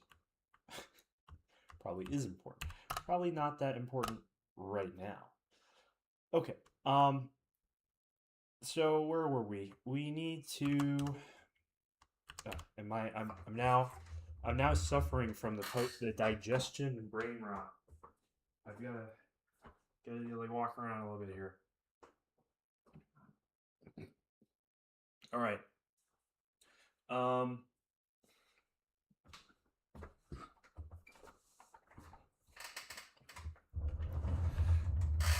So we need to go in here.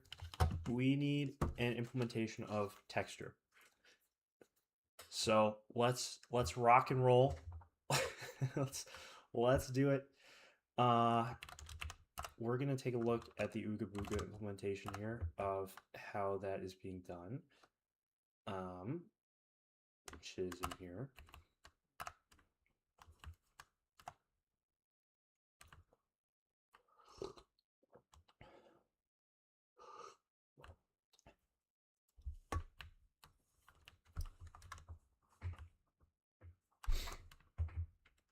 I'm not sure what the fuck this is.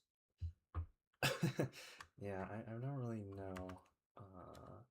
Like this, like is texturing in the shader, you think? We will ask Mr. Croc too.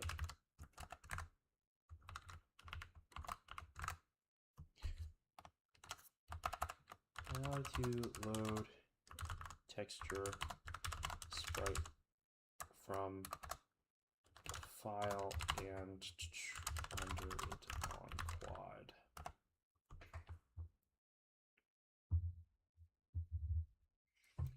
All right. Add sampler state. Okay, modify shaders to sample the texture. Okay, set proper UVs. Direct XTK. I really don't want that. Include wick texture holder.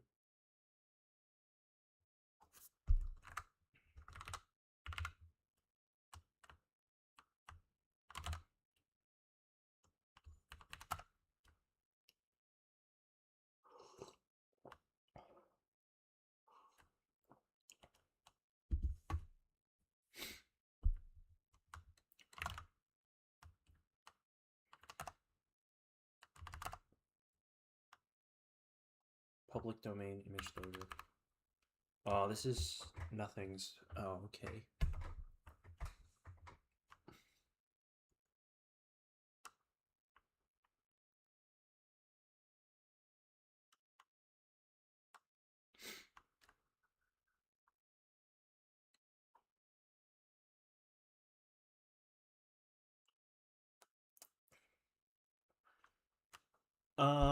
So why would I want to, like, what does this get me?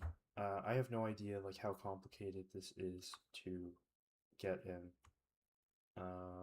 If I need to care or not. Okay. Load texture once.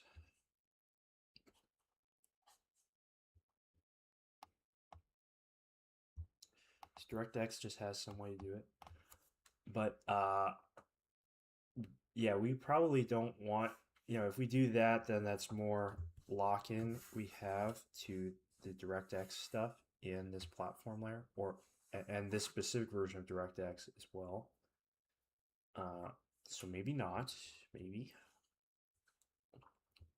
Then sampler description.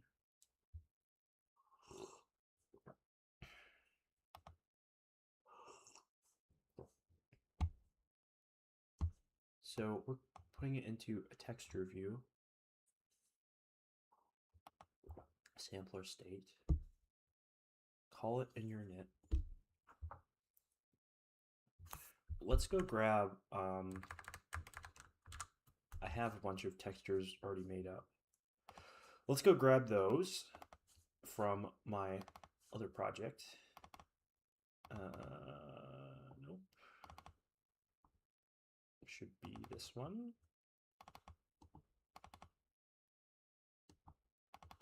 What is this? Orbit.gif. Oh, these are for the README. Oh, these are useless. Shader, sound, sprites. Okay, yeah, we can just dump these in.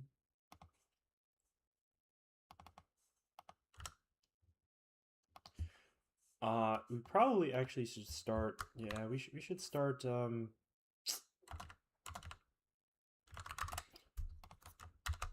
moving stuff into like a source folder.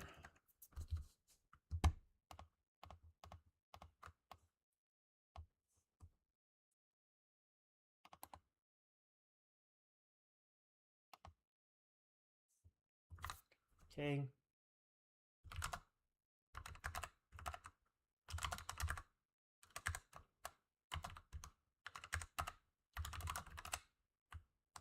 We're going to have to fix a bunch of crap here.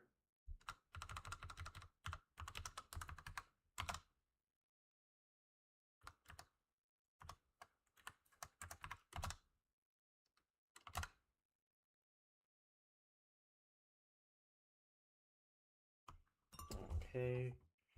Yeah, that should, well, yeah, it's kind of broken. That's fine. But I think that we want it to be like that.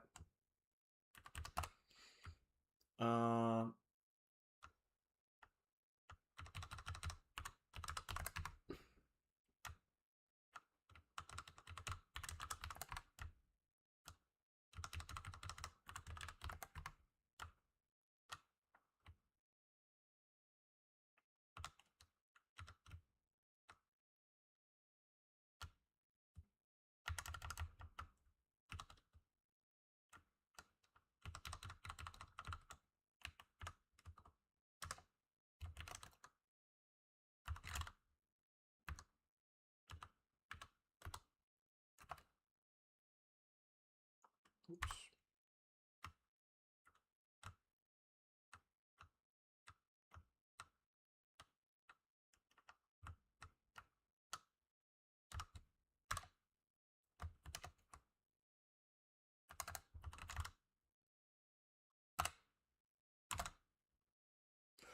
Okie dokie. Something's on. Yeah, I don't think we need to mess around with those at all. Blah blah blah blah. Okay. All right, sweet. Let's just delete those GIFs because we don't want them. We don't want them clogging stuff up. Okay. Okie dokie. Let's get rid of that.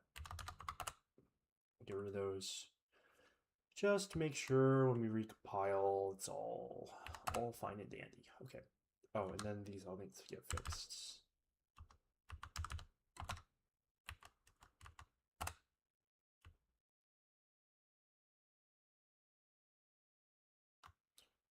I think I'm gonna rename this. Let's call it WinMain. Okay. And we will change that.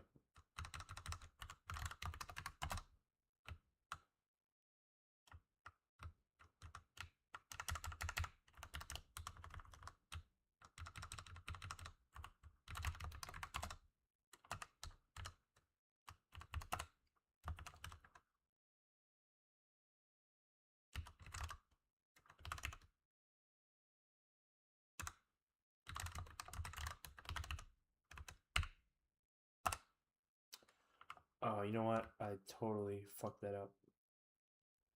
This is like totally wrong.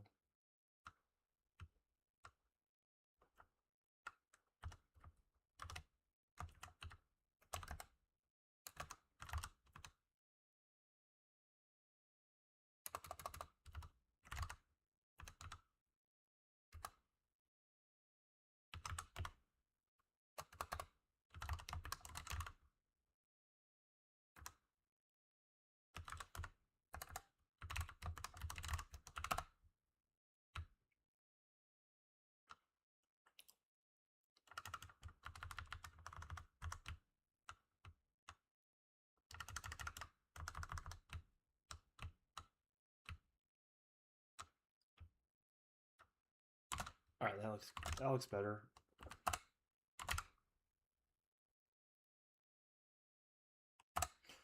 Okay, yeah, that's all like kind of broken.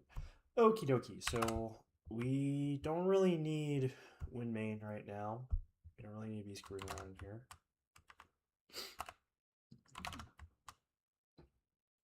We want to go back in here.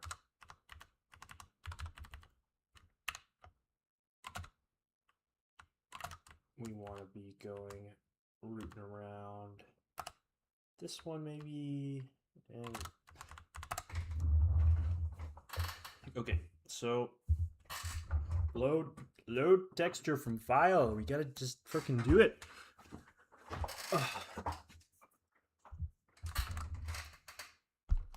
Get rid of that.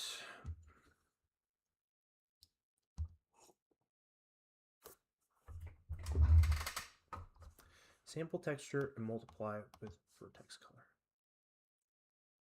Okay.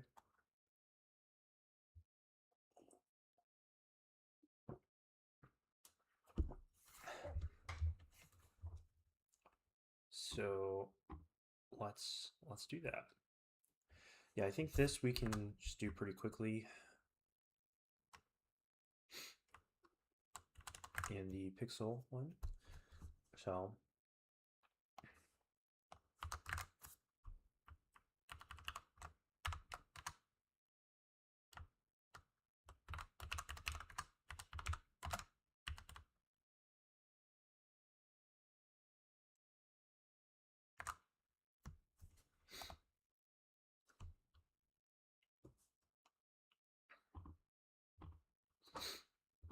so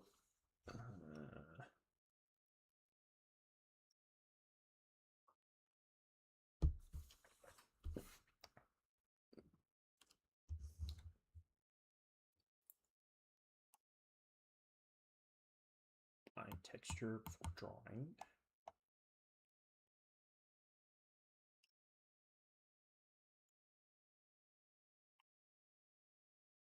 Current code sets UV.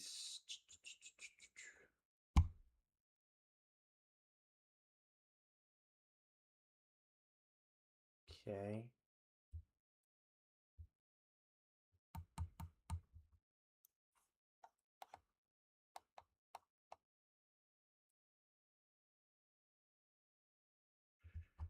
All right, let's look at DirectXTK. We'll compare it. We'll compare that to the Sean Barrett version. How much like shit is in here?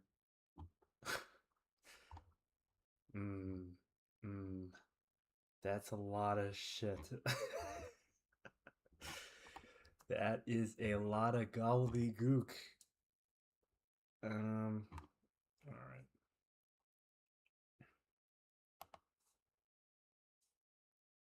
My lord.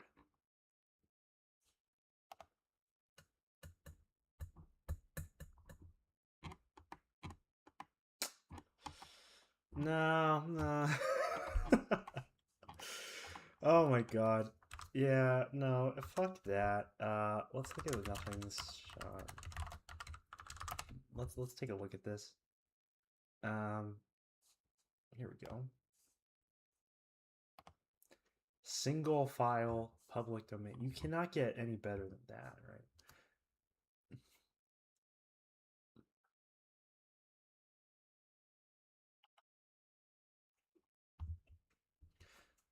Let's see. If I look at the Ooga Booga implementation, which ones is he using? TrueType and Vorbis. Vorbis. What is a Vorbis file? Ogs. Okay, that's good to know. TrueType parse to code rasterized characters from TrueType fonts. Oh, all right. Well, those look like things I want. Those look like things I want a lot. All right, what other crap is in here? That's cool.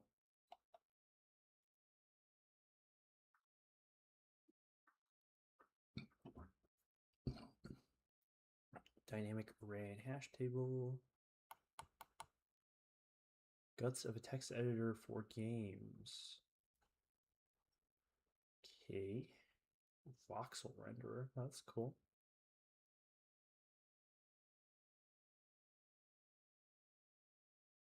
All right. Well, yeah. Well, let's use them.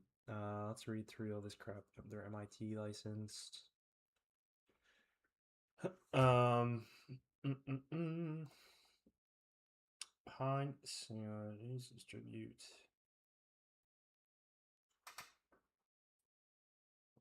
Preferably a file you're not editing frequently. This file should define a specific macro to actually enable the function definitions. Okay. Oh, interesting.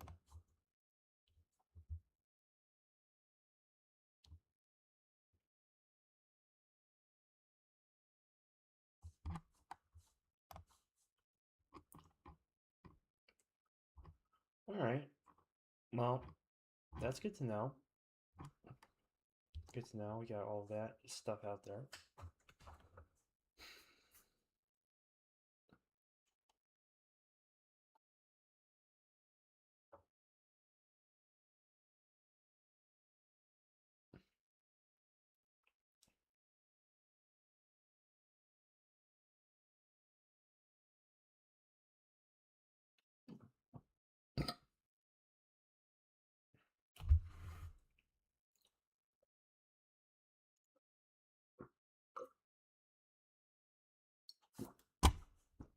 So true. So true.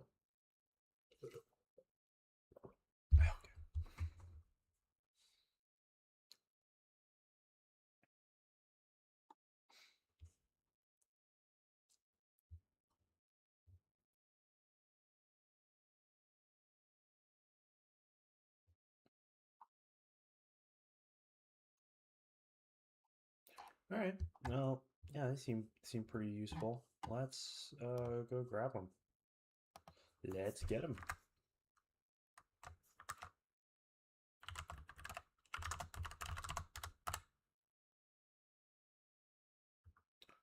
All right.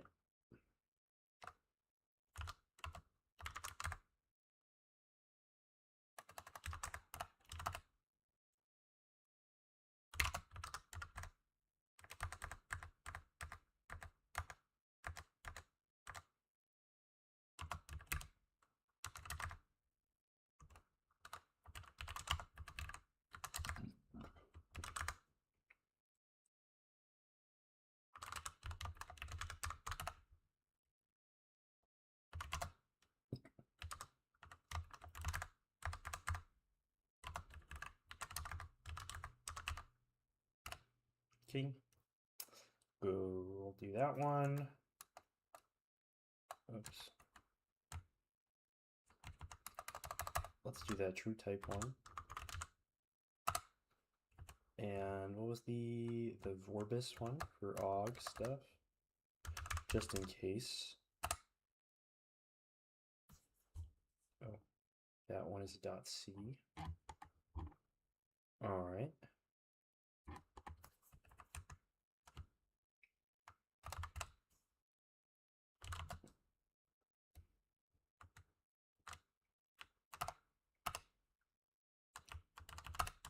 And then this, yeah, we need to basically just have this define that Charlie's doing, right?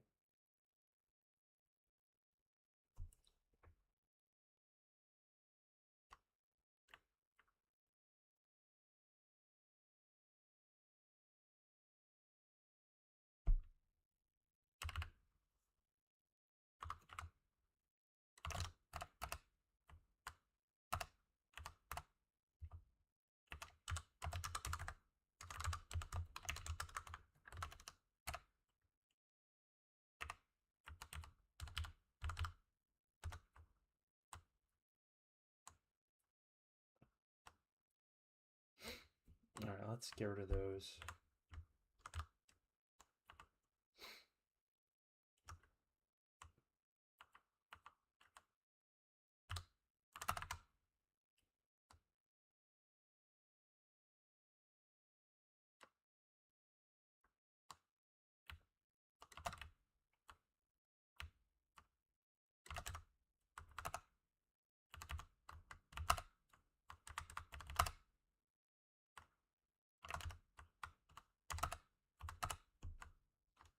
Okay, let's take a look here.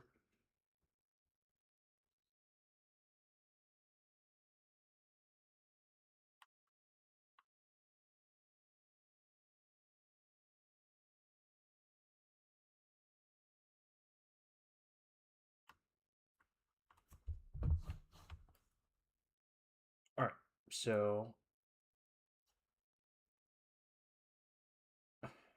if 0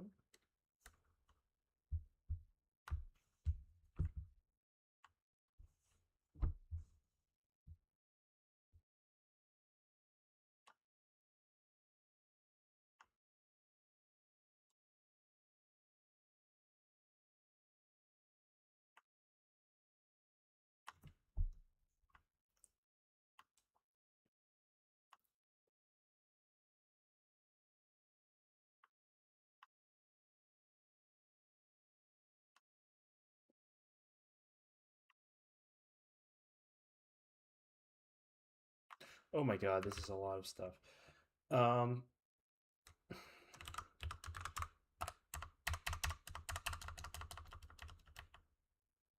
all right, he has a lot of like asserts. So am I missing something? Do I need to grab?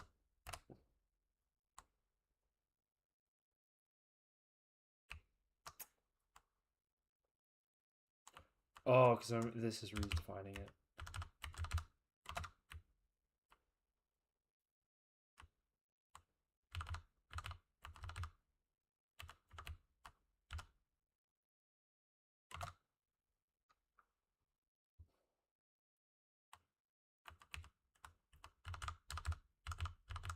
Yeah, we don't have our own mallocs and freeze, so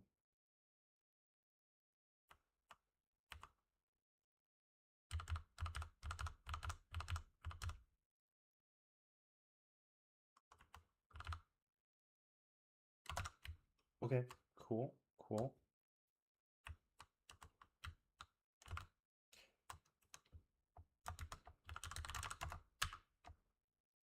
Ooh. What? Yeah, whatever.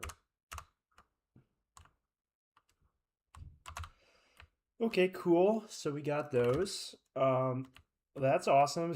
Don't have to write the text thing, or we'll have to write something a lot smaller. Um, so shall we do this now?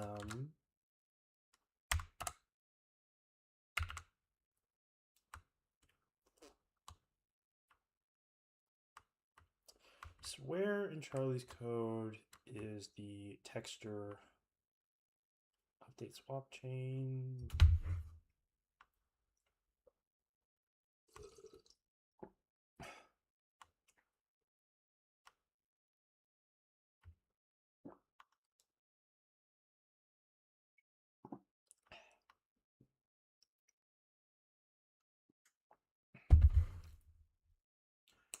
All right. All right.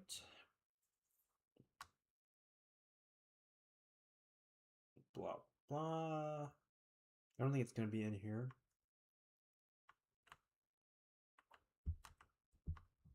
Yeah, graphics image is his interface to that.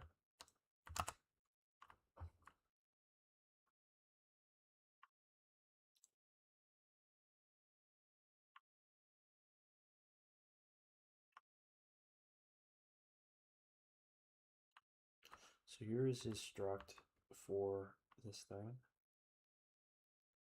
Init image.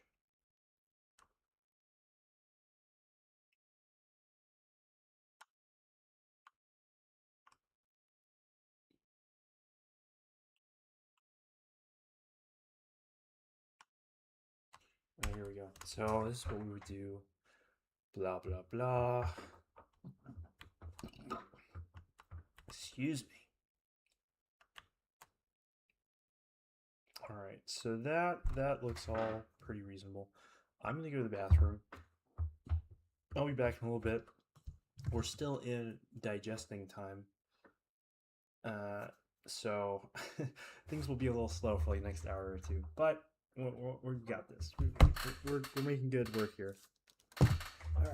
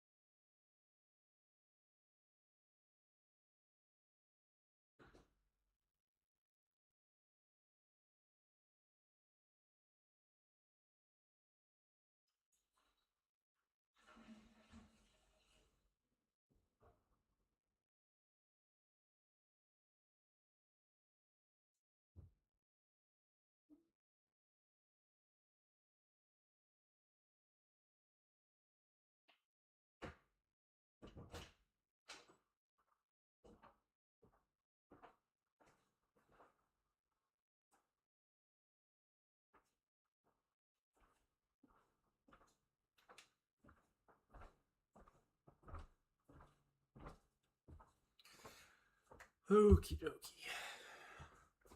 Gonna go get some tea and then I'll be right back.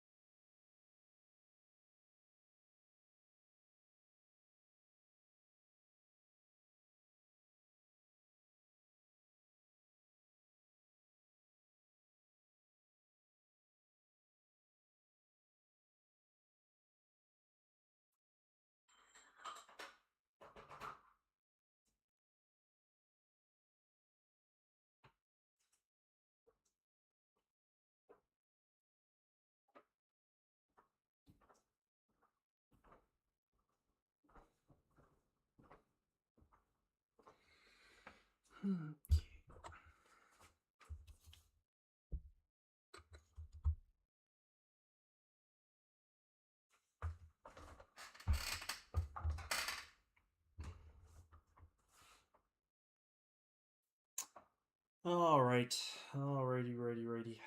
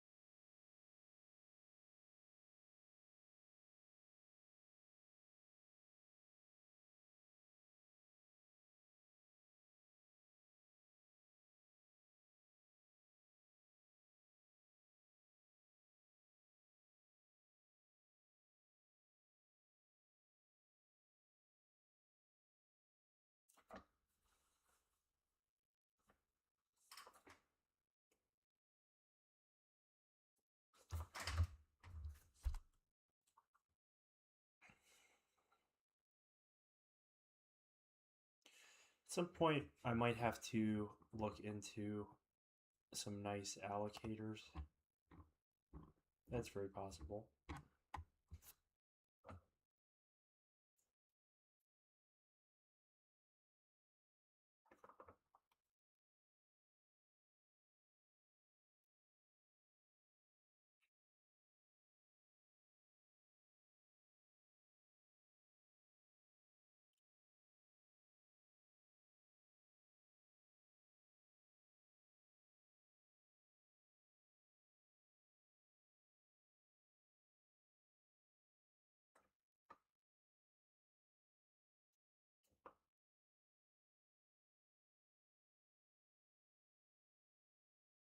Okay.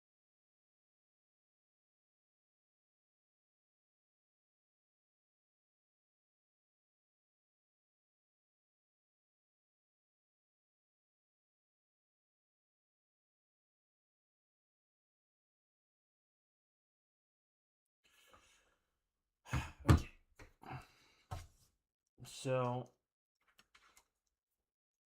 I mean, let's just we just copy paste this, right? This garbage one.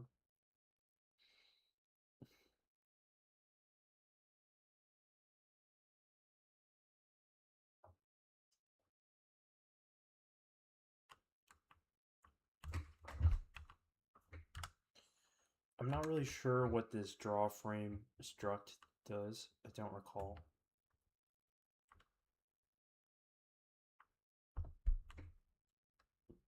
But it is separate from this thing. So it should be fine.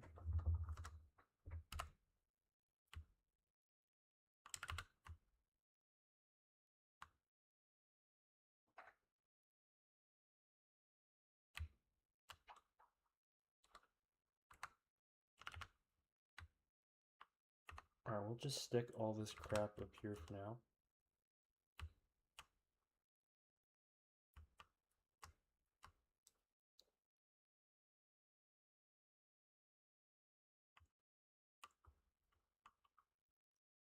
Where is this type?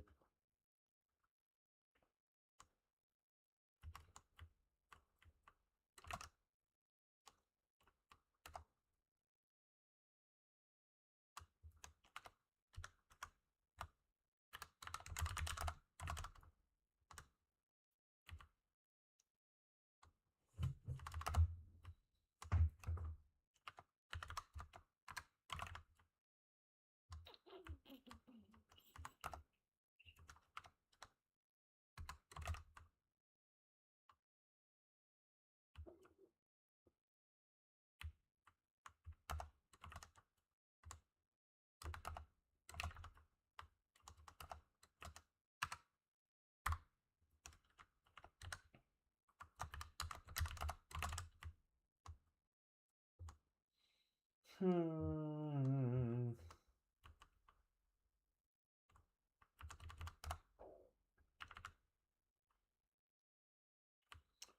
is it getting this crap from? Oh, that would be it. Where?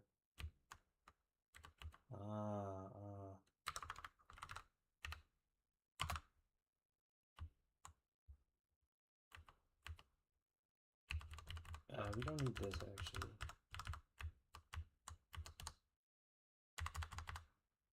And let's just get rid of this abstraction.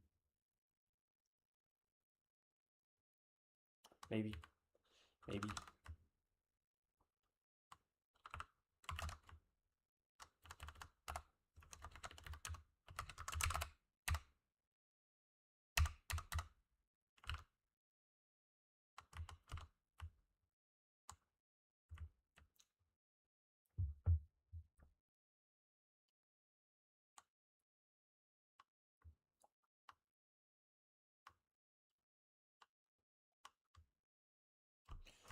All right, we got a lot of magic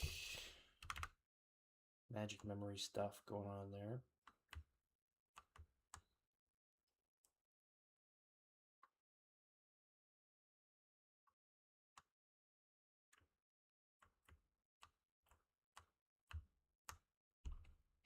I'll have to figure that out at some point.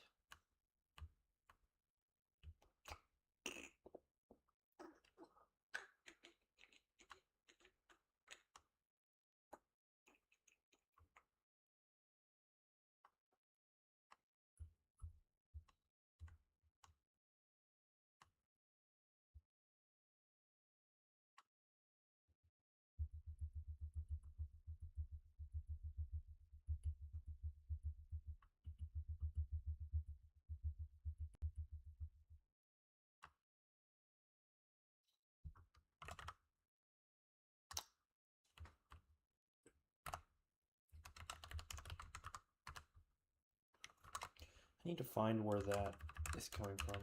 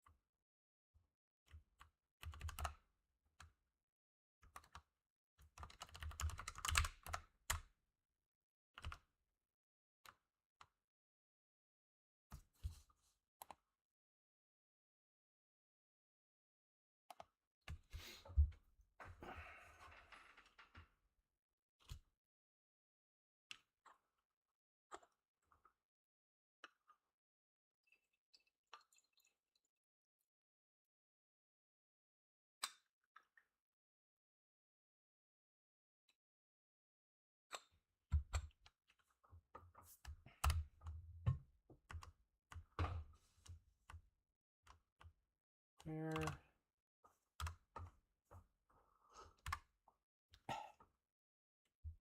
Oops. Where the fuck is this data type coming from?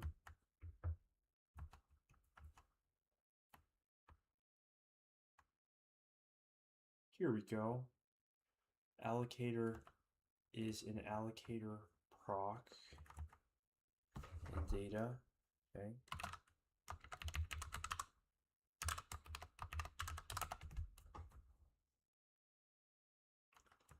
Allocator message. Woof.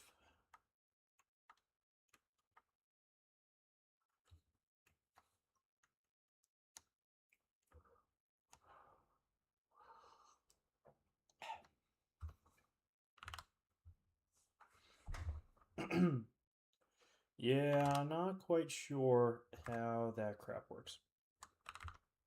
Let's say we get let's say we get rid of that for now. Okay. So then blah blah. Make image.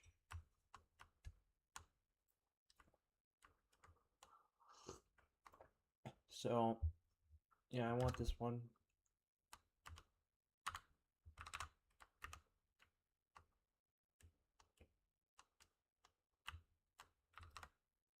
Where does he have string defined?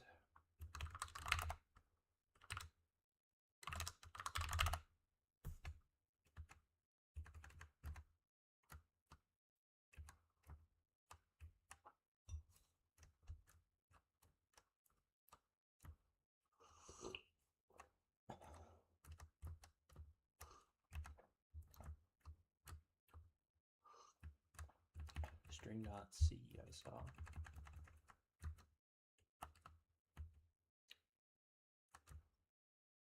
Okay. Oh. Yeah, we should try in here, right? Okay.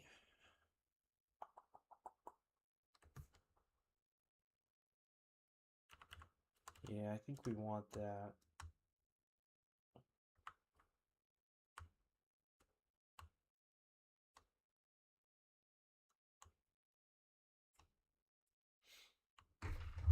Yeah, we're very close to the point where I'm basically just figuring out all the crap that I want to copy out of this thing.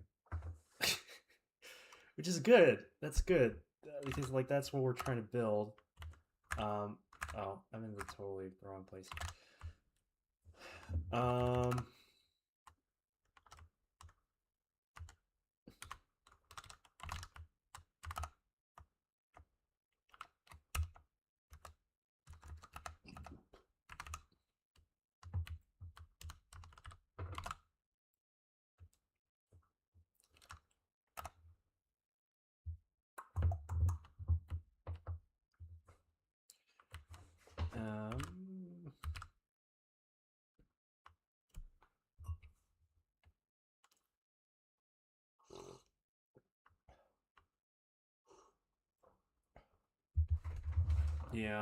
Yeah.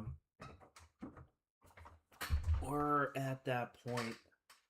We are pretty much at that point here. It feels like where I just want to grab this entire code base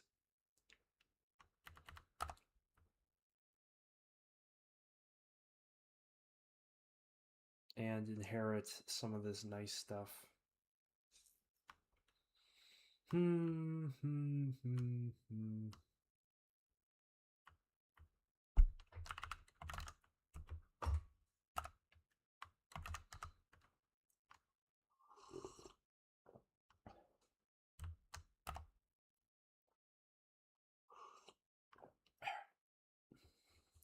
I think is not, it's really not something to do lightly. It's really annoying because, man, all I'm just trying to do is load a stupid PNG, and this is the problem, right?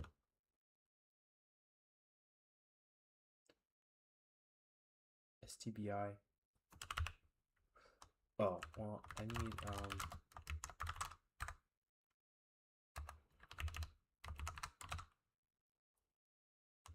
that.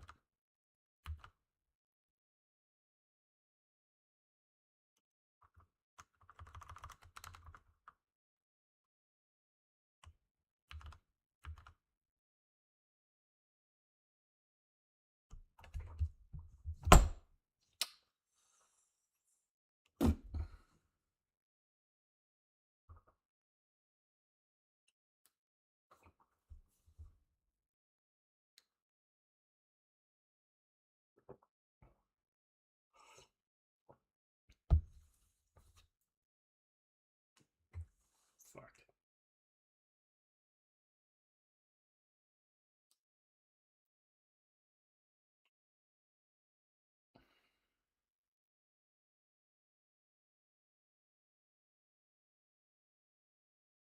All right.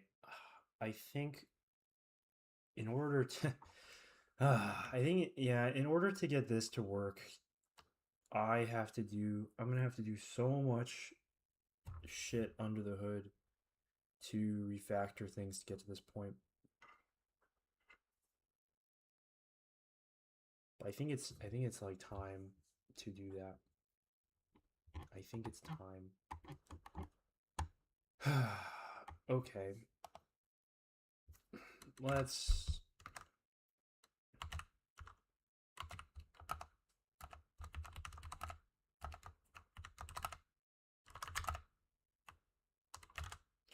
let's take a step back here. So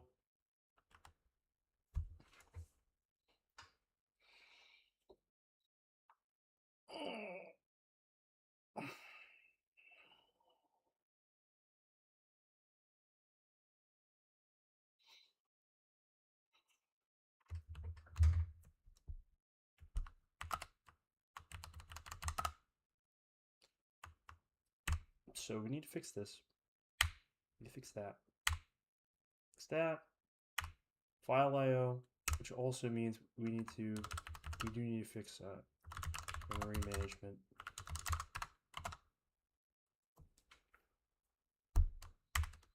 Get that. Fix that. Fix that.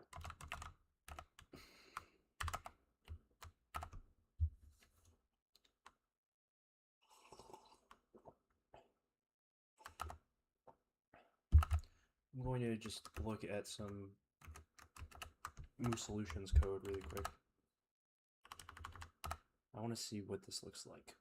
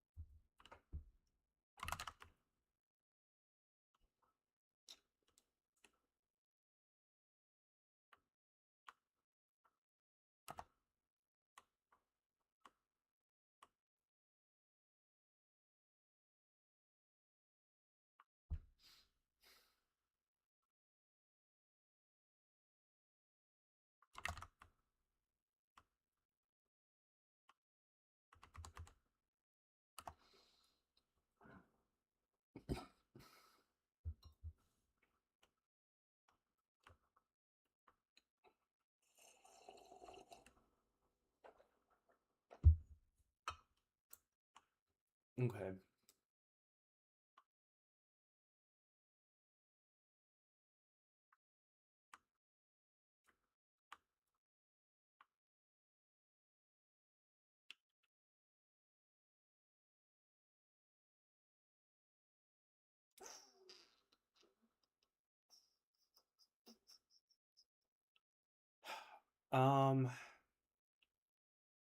Well, darn.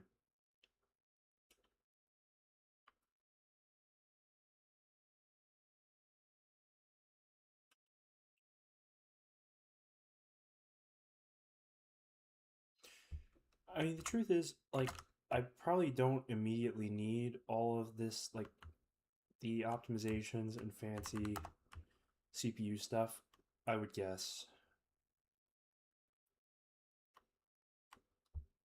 Because whatever, the game shit I'm making is not going to be anything so super demanding, but it will be, we'll need to figure it out at some point.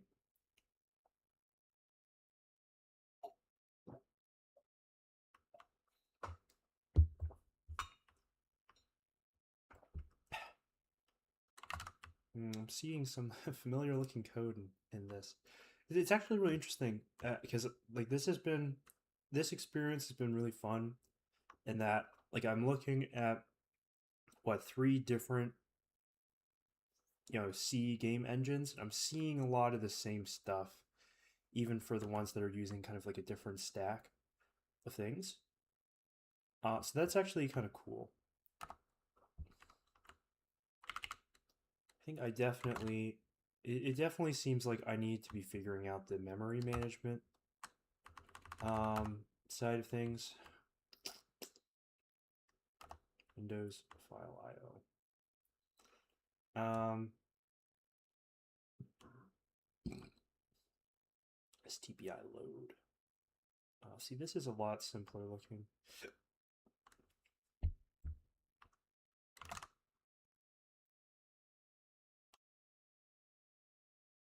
All right.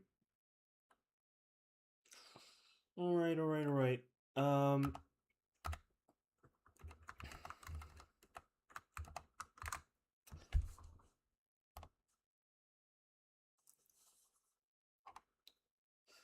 Let me think here.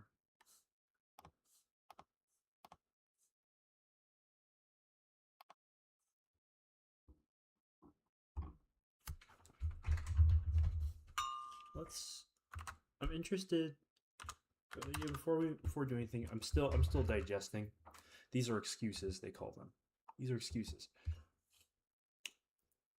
I think we want to go through like these 4 steps here. These 4 days of Handmade Hero to figure out how to finish the platform layer code that is not the renderer, um, and really fix that up, because now finishing the renderer is really gated on these two, and then these two need to be less shit. So I think that's the plan. I might go back and do these. We'll see. But I'm gonna go to the bathroom first. Gotta pee, and then we will. I think we'll try to follow along with whatever Casey's doing here. We're turning back into a Casey watch along stream. So let's do that.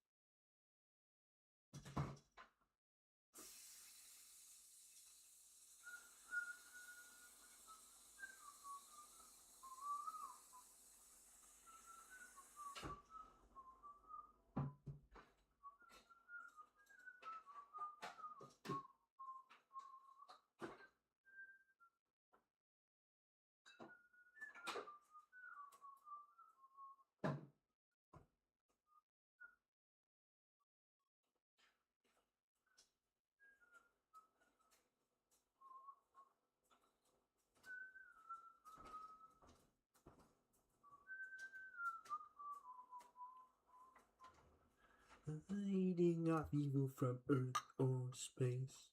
He'll never stop till he makes them pay. 'Cause he's the baddest kid to ever save the day. Ben 10. Oh, hi. Alright, we're back. Alright. Let's look through some of this stuff here. We always come back to Casey. So we should actually look. Let's go pull up his code base. So what are we doing first? Handmade audio. Handmade audio. That sounds important.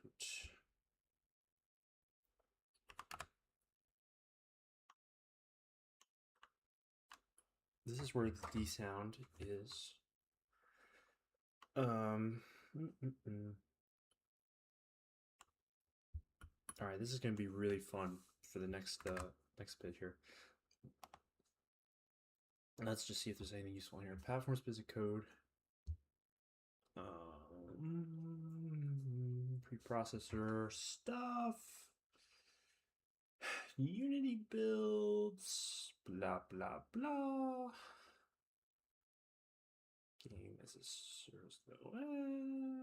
Okay. Yeah, I think that's fine. All right, let's see here. So sound.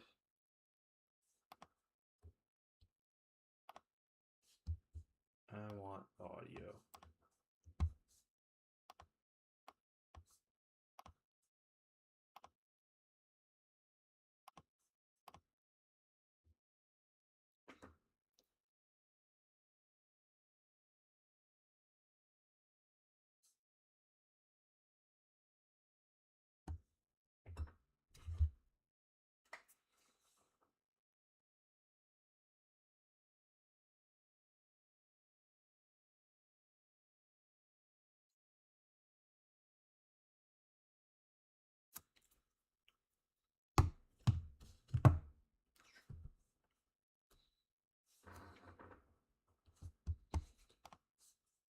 I don't think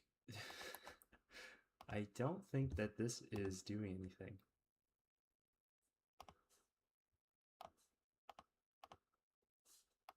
Important, and it's one of the most important parts, obviously, to think about. Is. Audio is mandatorily temporal, right? Audio happens over time. So when you are listening to the audio output of a game, it is not optional how long it will be playing for. It has to play continuously. If I'm playing a piece of music and I output, say, a 1/16 of a second's worth of music, but I let that play for an 1/8 of a second, which is twice as long, the user's going to hear garbage or silence, whatever was in the buffer, for the other 1/8 of a second, right? For the other 1/16 of a second. The first 1/16, it'll play the music, but the other 1/16, nothing will happen. Contrast this with video. If I play video on the screen, if I put up an image, I can hold that image on the screen for as long as I want, in some sense. And really what will be perceived if I hold it too long is that the frame rate starts to slow down.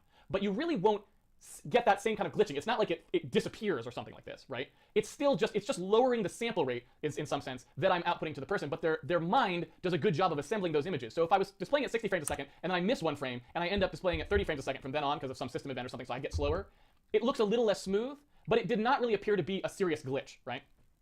And so what I'm trying to impress upon you here is basically that the video that gets output is a static snapshot in time that is held for some amount of time, and your brain reassembles those and considers them animation. Sound doesn't really have that option. You basically have to output a very large number of samples per second. I mean, if you look at it at the sample boundary, it kind of looks that way maybe. But really, it's so temporal that you have to basically be outputting 48,000 things a second, and if you don't keep outputting all those samples to tell the sound card what the sound sounds like, your brain immediately hears the error. And it sounds harsh and unfortunate. It doesn't just seem like you're slowing down the sound or anything like that. That's not what happens. Or that the sample rate of the sound dropped. What it actually sounds like is just a flat-out bug.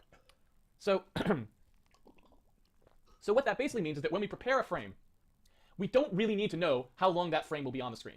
It's a little weird to think about, but we really don't. Because we can put that frame on the screen, and let's say our target frame rate was 60 frames a second. We can put that frame on the screen, and if we miss 60, we just update to the next frame. When we're actually generating the next frame, we say something like, okay, let's make that frame, we'll advance the state of the world a 30th of a second, and just flip it later. We'll just move it later on, right? We could recover, in theory. Not necessarily saying you can really do all of this in game code, but I'm just pointing out to you the difference in the output. So with rendering, you're basically just saying, at a particular instant in time, I need the image for this instant in time, just please give it to me. With sound, that's not true. I have to say, I want the sound that starts at this particular point in time, and I need this much of it, right? I need you to give me this much sound. Hopefully that makes some sense. And if you misjudge and you get too little sound, and that play cursor in direct sound catches up to you, you will get a glitch. That's just how that's going to work. Now, the reason I say that it's actually not quite true with video, what I'm saying, is because technically, you could imagine if your renderer was sophisticated enough to do, say, motion blur, you were doing really accurate motion blur, so that instead of a single snapshot in time, you were actually rendering sort of the continuous motion of everything in the world over the time step, right? Over the entire time that you anticipate the frame to be on the screen. Well, now you've essentially got the same problem that you have with sound.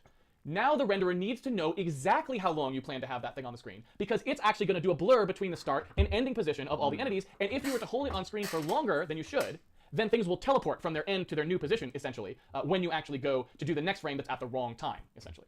I know this sounds fairly complicated. We'll kind of drill down to it a little bit more. But basically my point here is that there's a lot of subtlety involved in how you update this. Most games do this very poorly. Most games, Loop actually is very ignorant of what advancing time actually means and what they're actually trying to achieve with it. What they normally do is just measure how much time elapsed, and they like ask the world to advance by that much time. They don't think of it in terms of like what the future is going to hold and that sort of stuff. There definitely are games that do that, but they tend to be higher end. So a lot of games just don't aren't aware of all these sort of temporal issues that are involved.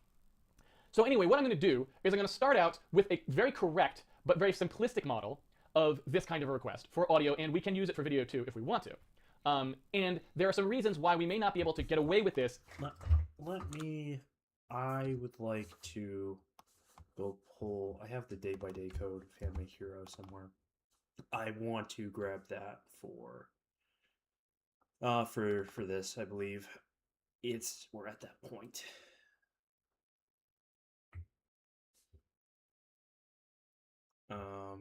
It's not in there.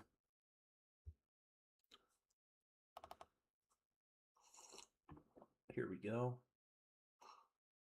What day is this? This is day 12. Let me grab the sources for like the next 2 dozen days or so.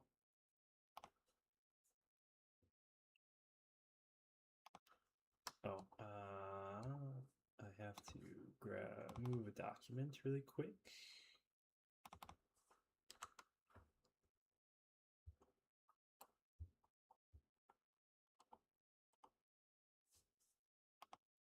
Give me 1 second here. I'm gonna grab that piece of example code that we got off of Apple website too, because that was actually very interesting. I like that a lot.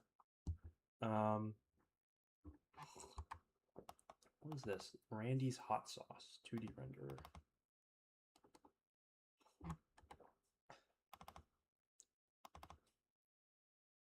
Oh right, this is this Odin thing. It's mostly just a wrapper on top of Sokol, it looks like. The Sokol rendering thing. Yeah, okay, well, yeah, so I guess everybody does this, this thing.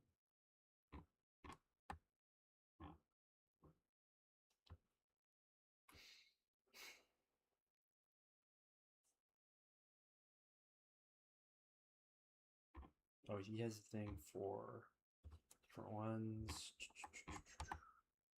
Yeah, this looks all pretty familiar. Pretty familiar. Okay, we will not be shitting around with that.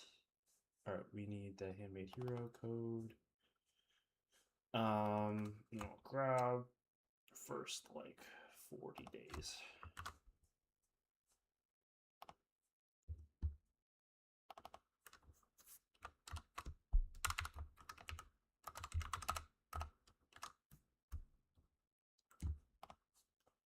And then we want day 12. Actually, I want to extract all of these.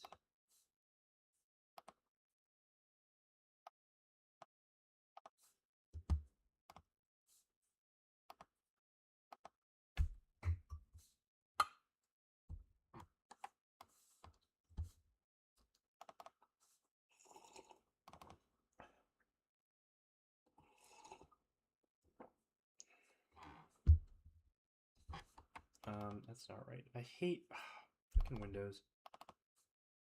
This is like just the day one. I have to like extract all of these like one at a time. It's just like a stupid Windows thing.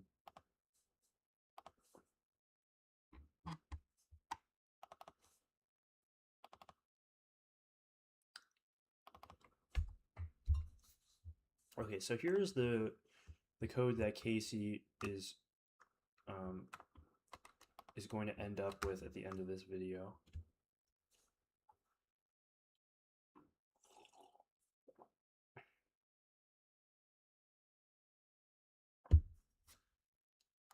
So I think he still is doing, yeah, this is still the that sine wave. I might be looking at something wrong here.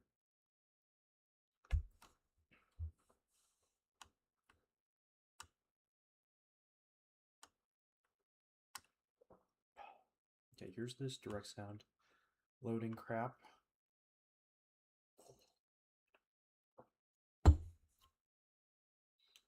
Create primary buffer. Yep. That's his resize things. This is all still GDI code.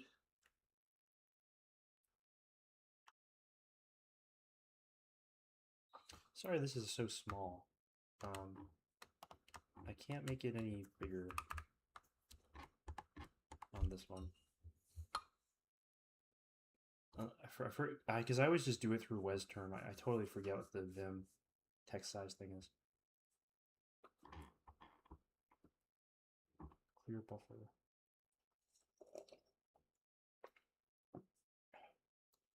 Oh, here we go. Here we go.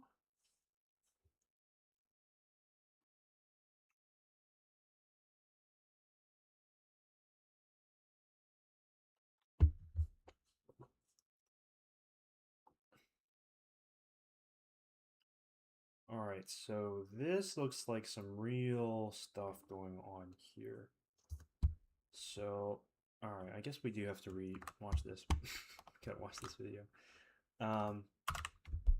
Exactly in the end, due to the whole audio frame rate glitch sort of things, where if we're talking about trying to make sure that we can be as robust as possible in the face of system things that may like interrupt our frame rate or slow us down, those sorts of things. But I'm gonna start out with something that is relatively correct in a sense, so that we can basically start there and loosen up to things that are less correct as we need to, if necessary. Hopefully that makes some sense. So what I'm going to do is I'm going to look in here into the game update. Right, I'm gonna turn him a little bit faster because we have this source code to look back at. I don't need to type along with him, so we'll go fast. And I'm basically going to think about the thing that I just said, and I'm going to state what I kind of want to have from the platform layer. And this is a very typical API design approach that I use, and I say this very stringently actually in lectures and so on. Always write the usage code first if you can when designing something like an API. I'm trying to define here what the platform layer gives me, but it's a mistake to try to define that up front. What I'd much rather do is just write some code that uses the things that I think that I'm going to need, look at it and go, okay, the usage code is right now. Now let's go define the API to basically do exactly that or as close to that as we can. So that's what I'm going to do here. I'm basically going to say that, well, I know that I need to do some stuff. I know that I need to, update the sound, right? I need to output the sound. Let's call it output sound or output game sound or something like this, right? I know that I need to output the sound, and what I'm going to need for that is like, well, whatever my game state is, and I don't have that yet because we haven't actually made a game, but then I'm going to need basically how many samples worth of sound you want me to output, right? I need to know essentially some kind of integer, which is going to tell me, how many samples. So the sample count to output, right? I need to know that. Then I'm going to need a sound buffer to put them into, and I'm probably going to just lock that format. I'm going to probably just define the format to be 16-bit interleave stereo like we were using in our regular buffer. I don't see any need to make it be sort of like more flexible than that at the time. So I'm just going to say that. So it's going to need to know how many samples to output. It's going to need to know where to put those samples. And if we were really going to be, if we were really going to be flexible about this, we would probably put in a way of saying where in time we want those samples to be, so that we can, if we want to, we can skip. If we get into a situation where we're kind of in trouble, we can sort of skip forward. And so what we'd like to do here is basically define something that allows us to sort of say, all right, I don't want you to really assume that every time I call you, I'm just asking for the next set of samples that would be right abutted to the previous set you sent me. I might want you to like overwrite old samples, so we'll advance last, or I might want you to kind of like give me samples that are further out. That's a harder thing for the game to respond to, but if we were really trying to be flexible, that's what we would do. I'm going to not do that yet. I'm going to put to do here because it's harder for you to understand, given the stuff that we've said so far. There's already a lot of stuff in there that we kind of have to cover. It's harder to understand at the moment, and it is harder to implement. So we'll start with the simple case where we're always asking the game to just give us continuous samples. So when we say we want X number of samples, we're just going to plop those down, and then the next time we ask for X number of samples, we plop them down right at the end. They just kind of chain onto each other, and we'll just assume that that's the way it goes. Later, we'll kind of look at a more advanced way of doing it that can do better error recovery. So allow sample offsets here for more robust platform options. So we're going to call the game's sound output thing here.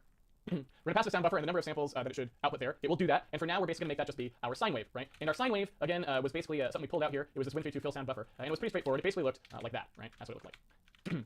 So this is roughly what we're going to have for that code, and I'll tune that up in a second here. So that's one thing we had. I've got to kind of keep that out of the way of my talking head.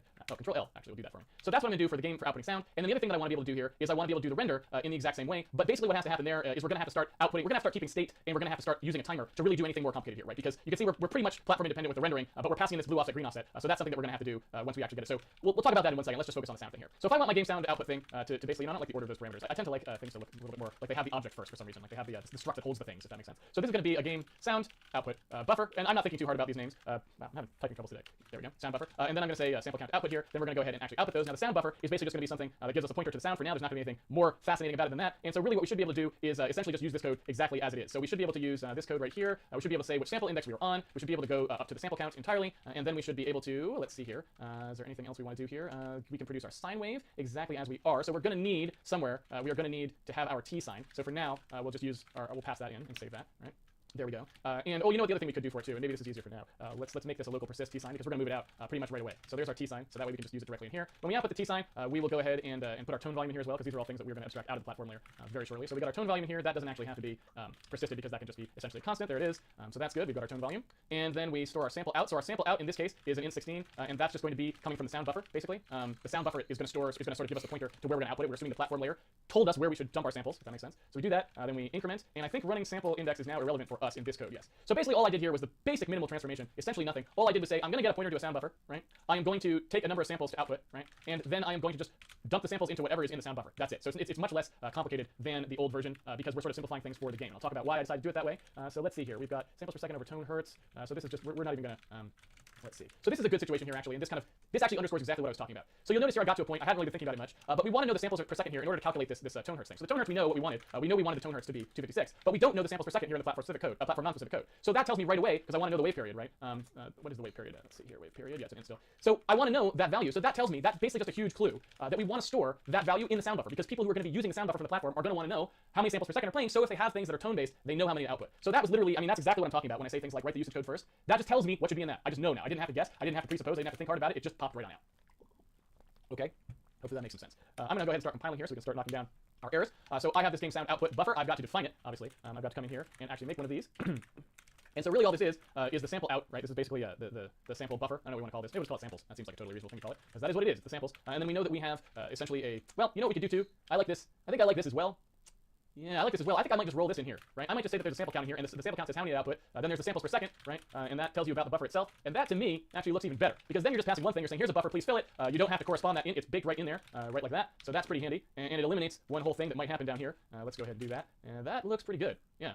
I think that's pretty good. Okay, so basically all we have to really do is pass that, and that's it. And then we're going to have to talk about this T sign here, and that's good, because that's exactly what I did want to talk about immediately thereafter. Okay, so we're going to have to pass this. We pass our graphics buffer here, but let's pass our sound buffer as well. So let's get that in there. So now it's going into the game, so we'll pass that, and that way it can pass the sound buffer onto the sound filling call. All right, so let's take a look here. Oh god, missing semicolon. That's always good. Sign F. So we're still in test code land. So I want to actually, I think I said this before, I want to actually implement sign ourselves. I've already got it to do in there, so that should be fine for the test code. But I would like to go in there and we'd like to look and make sure that we're doing a good SIMD sign evaluation or something in there. I don't want sign to be sneaking around doing all kinds of things behind my back. You never know what it might be doing behind your back. The compiler might do anything if you're not careful. Okay, so we've got a sound buffer now.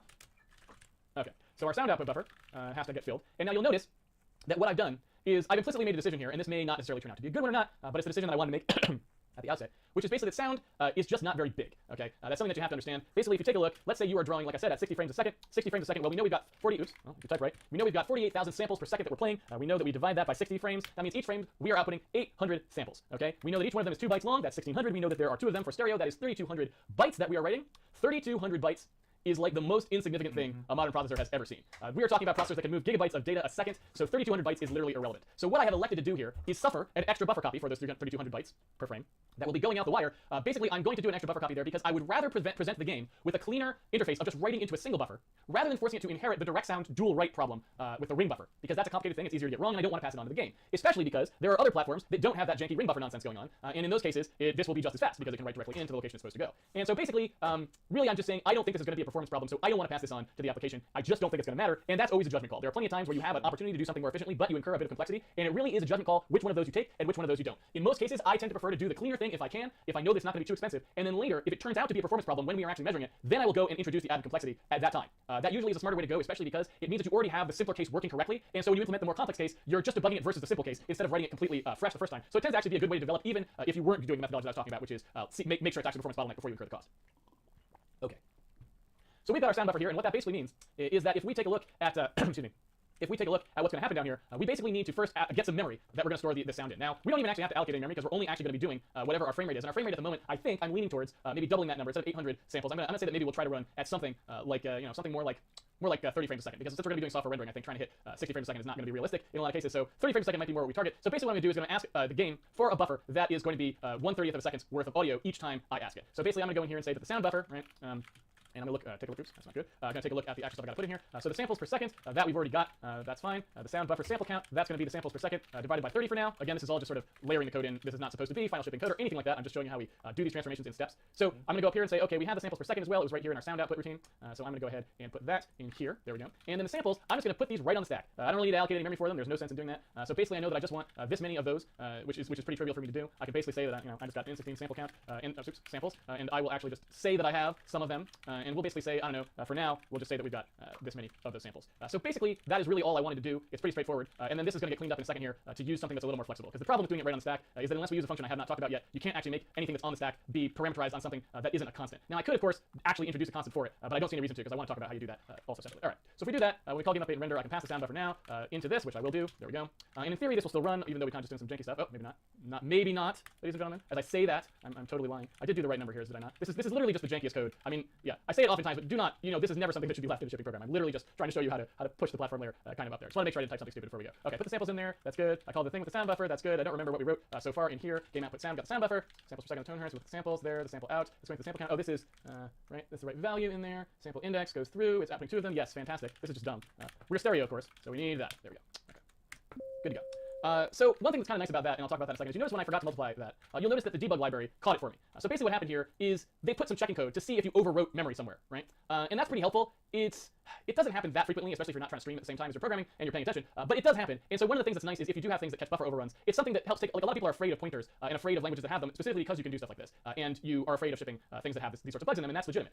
But there's a lot of ways you can actually minimize those things, and we haven't gotten to any of that yet, but this is already one that's even just built into MSVC, basically. I didn't have to write that, right? It just caught that for me. I didn't do that work. It just caught that buffer overrun for me. And so then when I fix it, it doesn't happen anymore, right? And that's pretty cool. We're going to be looking at ways of doing things that are a little more advanced than that to catch things that are possibly a little harder to catch. But for now, it's just worth mentioning that that's kind of a nice thing for people who are going to be a little more scared of pointers. I'm never scared of them. I just like throw them around, and then I'm like, okay, when it's time to start tightening things down, I bounce check my things, and I just go through a set of things that kind of rigorously tightens things up. So I don't really worry about them. It really doesn't end up being a problem. But for people who are scared about things like that, it's worth noting that there are a lot of tools that help you, and that was one of them that just helped us.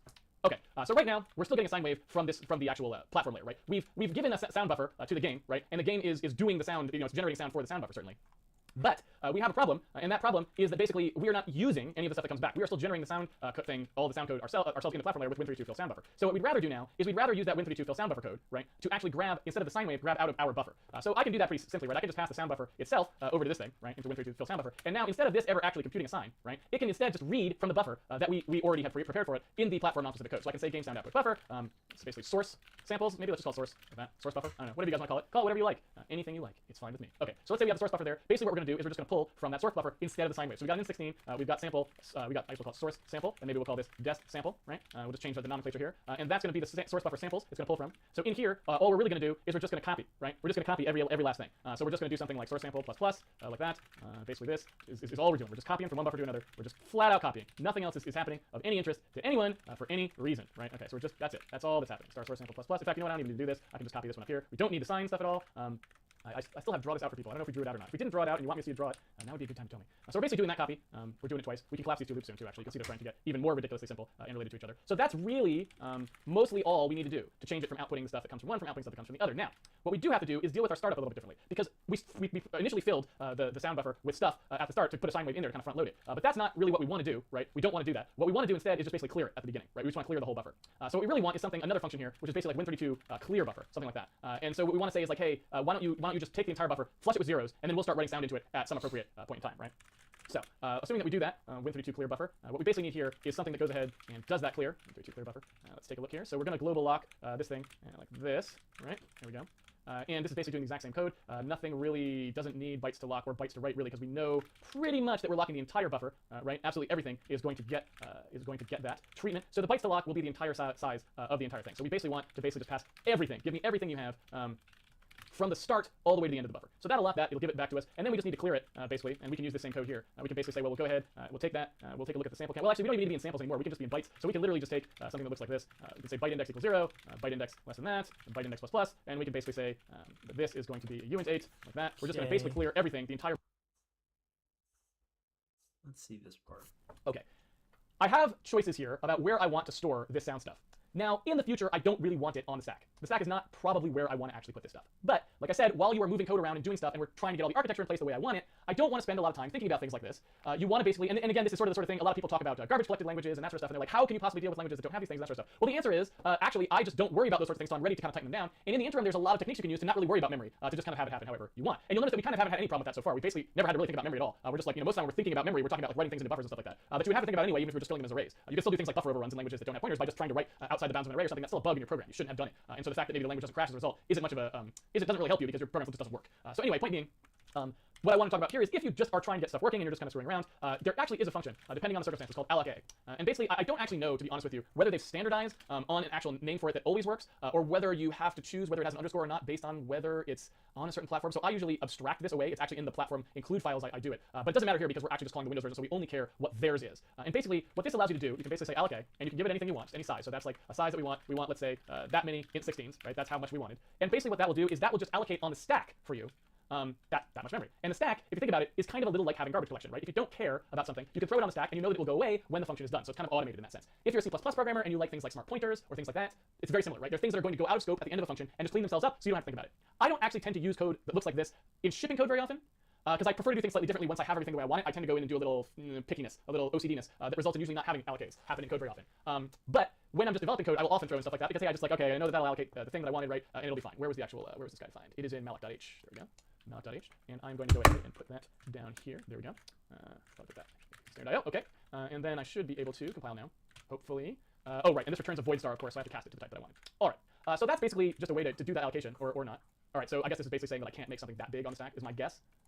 Maybe this is one good reason not to do it. What is it? Yeah, Stack Overflow. Okay, so basically, this is one of those things where we looked at this before. If I want to start playing around with alloc, I'm going to have to actually deal with, I would actually have to deal with having that stack size larger, which of course we can do if we just want to play with it. But again, I just wanted to kind of show you that. So I don't really know if that's worth doing. Like I said, I almost never use alloc. I only use it when I'm just playing around with stuff. So if I'm going to allocate something that big, it really wouldn't matter much. I don't know. We've got 12 minutes left, so let me just go ahead and do it the real way. The Stack Overflow is kind of like a message to us that says we should actually just do it properly. All right, so what I want to do, and I wanted to do this before, is basically we have our allocation up here, right? We've got our virtual alloc, right here.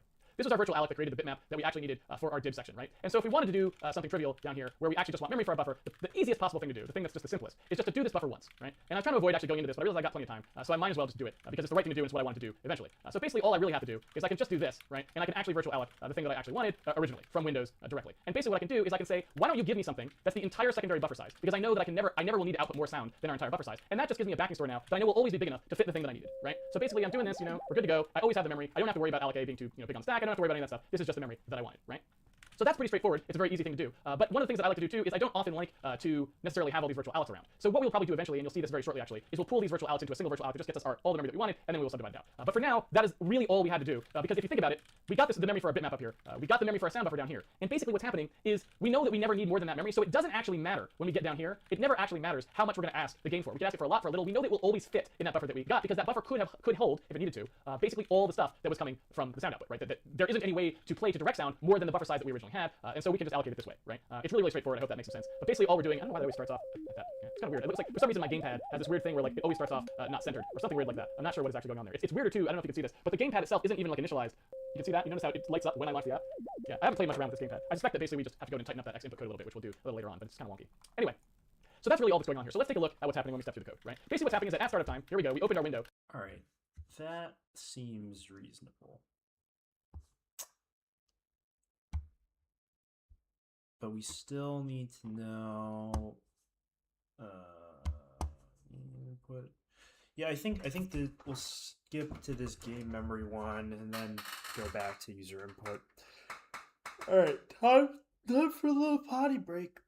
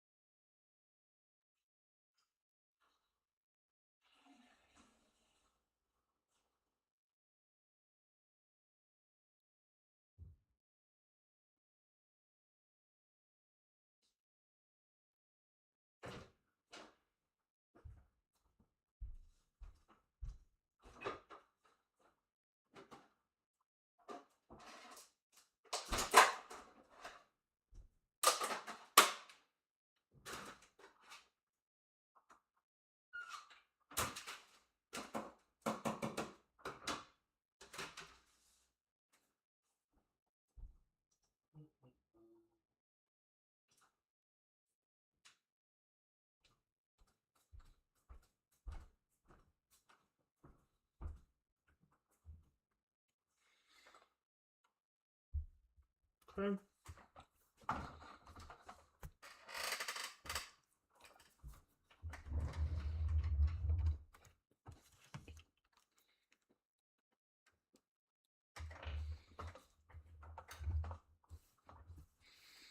I'm a little calm down this real quick.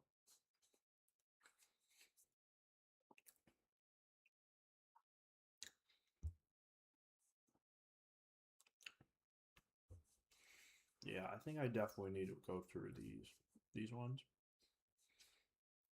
These would be good to do too. Then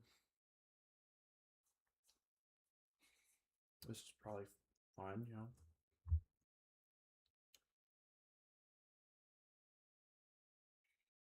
Need that maybe. This kind of no.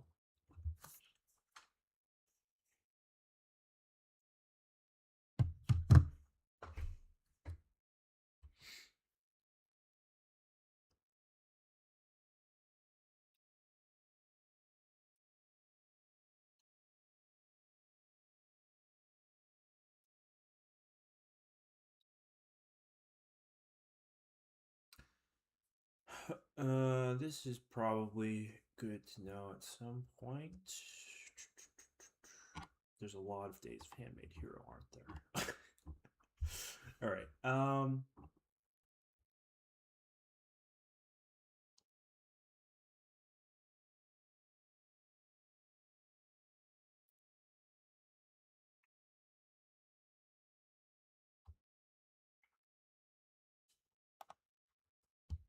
Where is this from?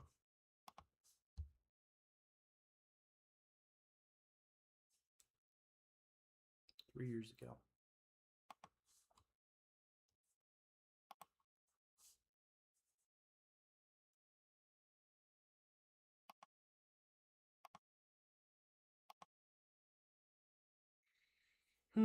All right. Okie dokie dokie. Let's get back to watching some videos here.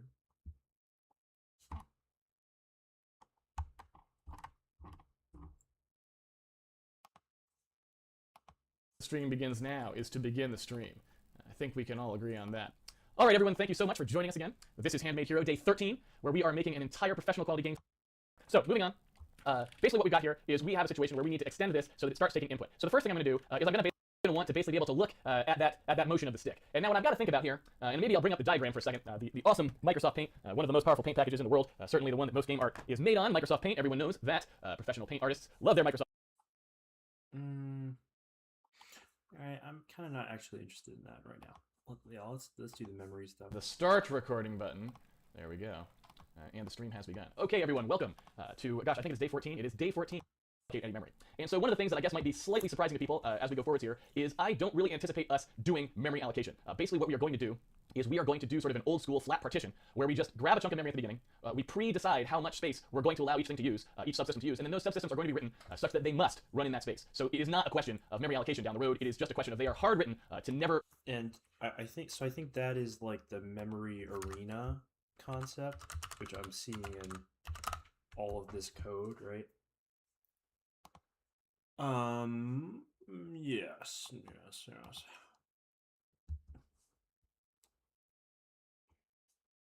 Okay. So, yeah, grab this whole effing thing.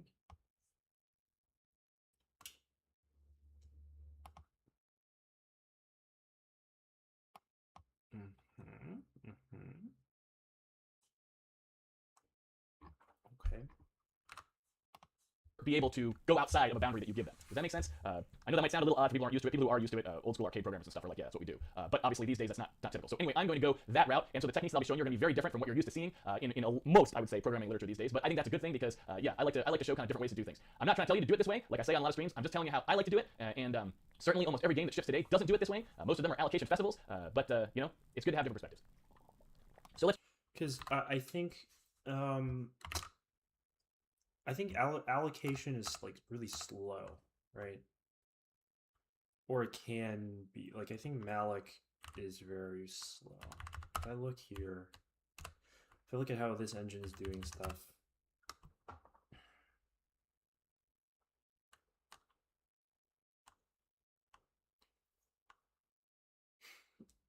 two gigabytes.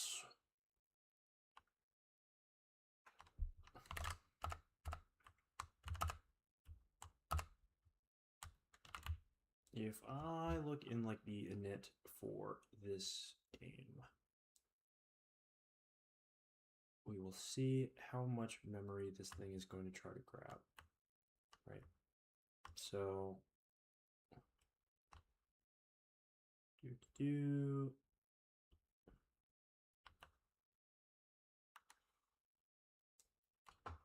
so all these get heap allocated.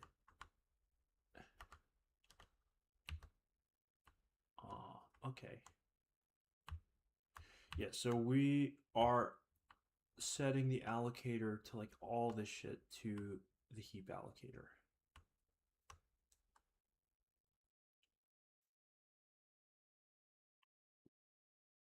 Did I ever? I had audio in here, I think, right? Yeah. So there's some audio in there.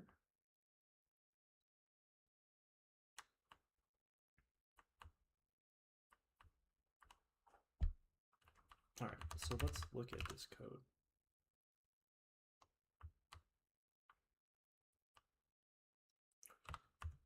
So we just have giant one heap allocator proc.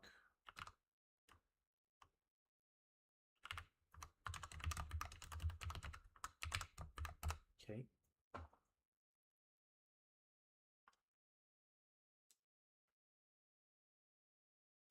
Oh no, this, yeah, no, this is doing a, no, this is like a real heap alloc. Okay. So yeah, no, Charlie's not doing this arena thing.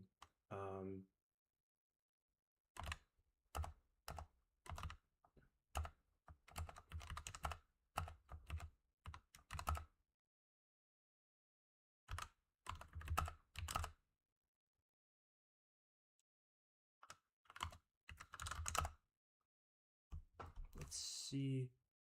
Oh, this is all, yeah, I think so. This is all TED code. I don't really want to.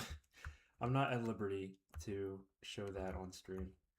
But he is doing a lot of memory arena shit. Because I think Ted basically did like all of his stuff off of Handmade Hero.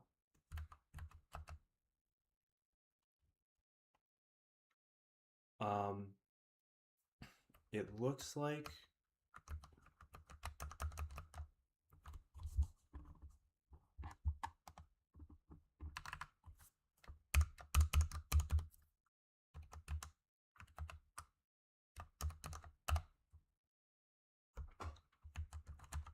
oh crap, my whiz terms effing up.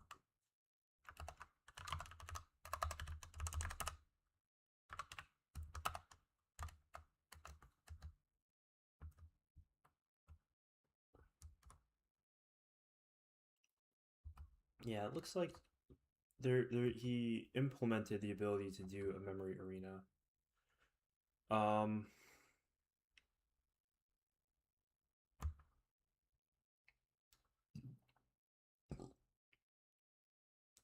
But it doesn't look like it's really getting used ever.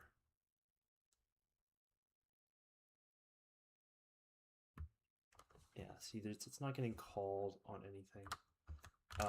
If I were to look in here, I don't think we would see it. No.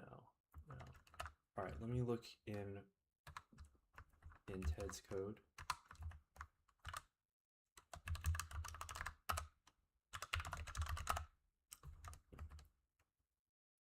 Yeah, he is.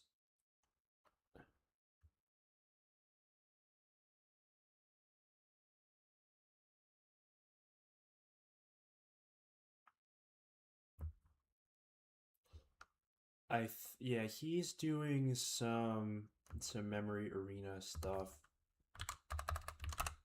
Oh, this is interesting. here are some.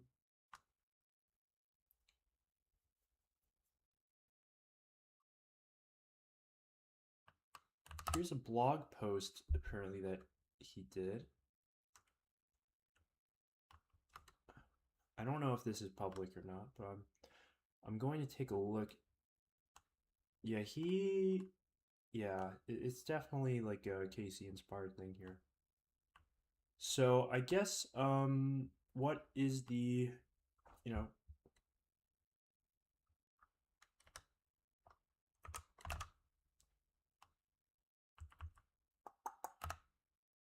yeah, there's a lot of interesting stuff in here.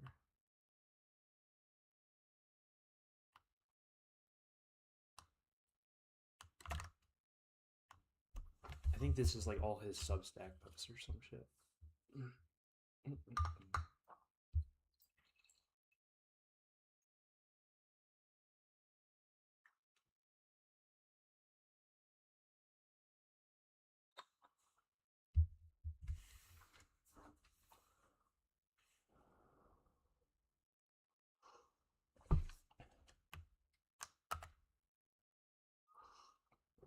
Okay. All right. Yeah. So we don't have to do this. We can do Alex. You know, I still want to see what Casey's doing here. This is very interesting to me. Jump into things here.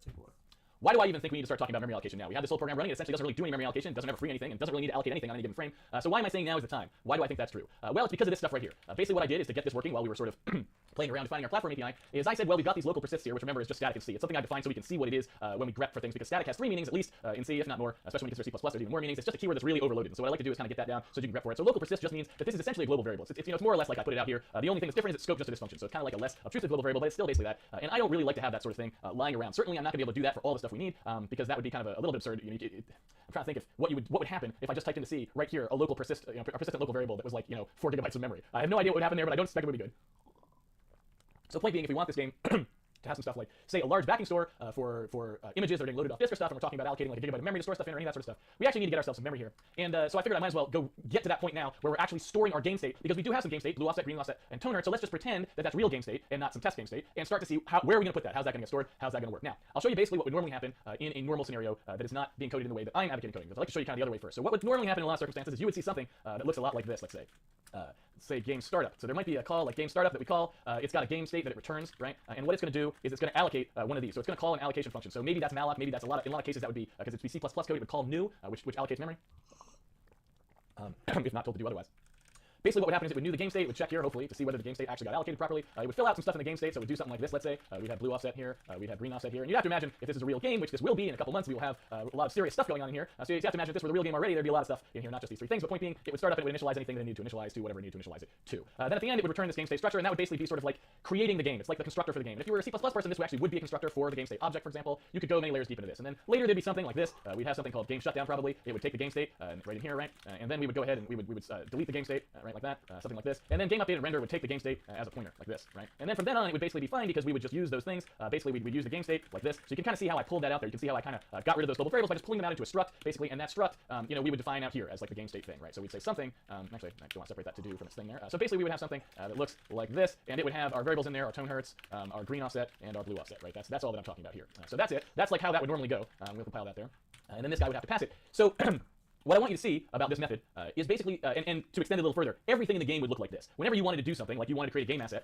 you would do something like this. You'd have game asset equals new game asset, some kind of a thing, right? Something like this. You'd pass maybe a file name to load it from. This would do some stuff. It would allocate that game asset, right? Oops, game assert. That's a nice typo. Game asset. It would allocate that here, you know, this sort of thing. It would return it, right, like this, and then you'd have a corresponding free call that would release it. So you basically, your code just would be littered with news and deletes, and this is very typical. I don't know what the status is of say Unreal Engine 4, but I remember like at least with Unreal Engine 3, it's like news and deletes are everywhere. There's all kinds of this sort of memory allocation going on. It's crazy town, and inside a given frame, there's tons of news and deletes, and all of those are technically failure points, and most of them probably wouldn't get handled properly. Maybe they would, maybe they wouldn't, but it's just kind of assumed for the most part that they aren't going to fail because either you know roughly how much memory you need, and you kind of know that you're running in that much memory or stuff like this, or they start to do things like they overload new to like handle allocations in special ways, all these other sorts of things. So basically like that's just typical, and it's typical even in high-end code. So I'm not trying to say that this is something not to do. I'm just gonna say this is not what we're gonna do. So that's basically what tends to happen in a lot of typical game code these days, right?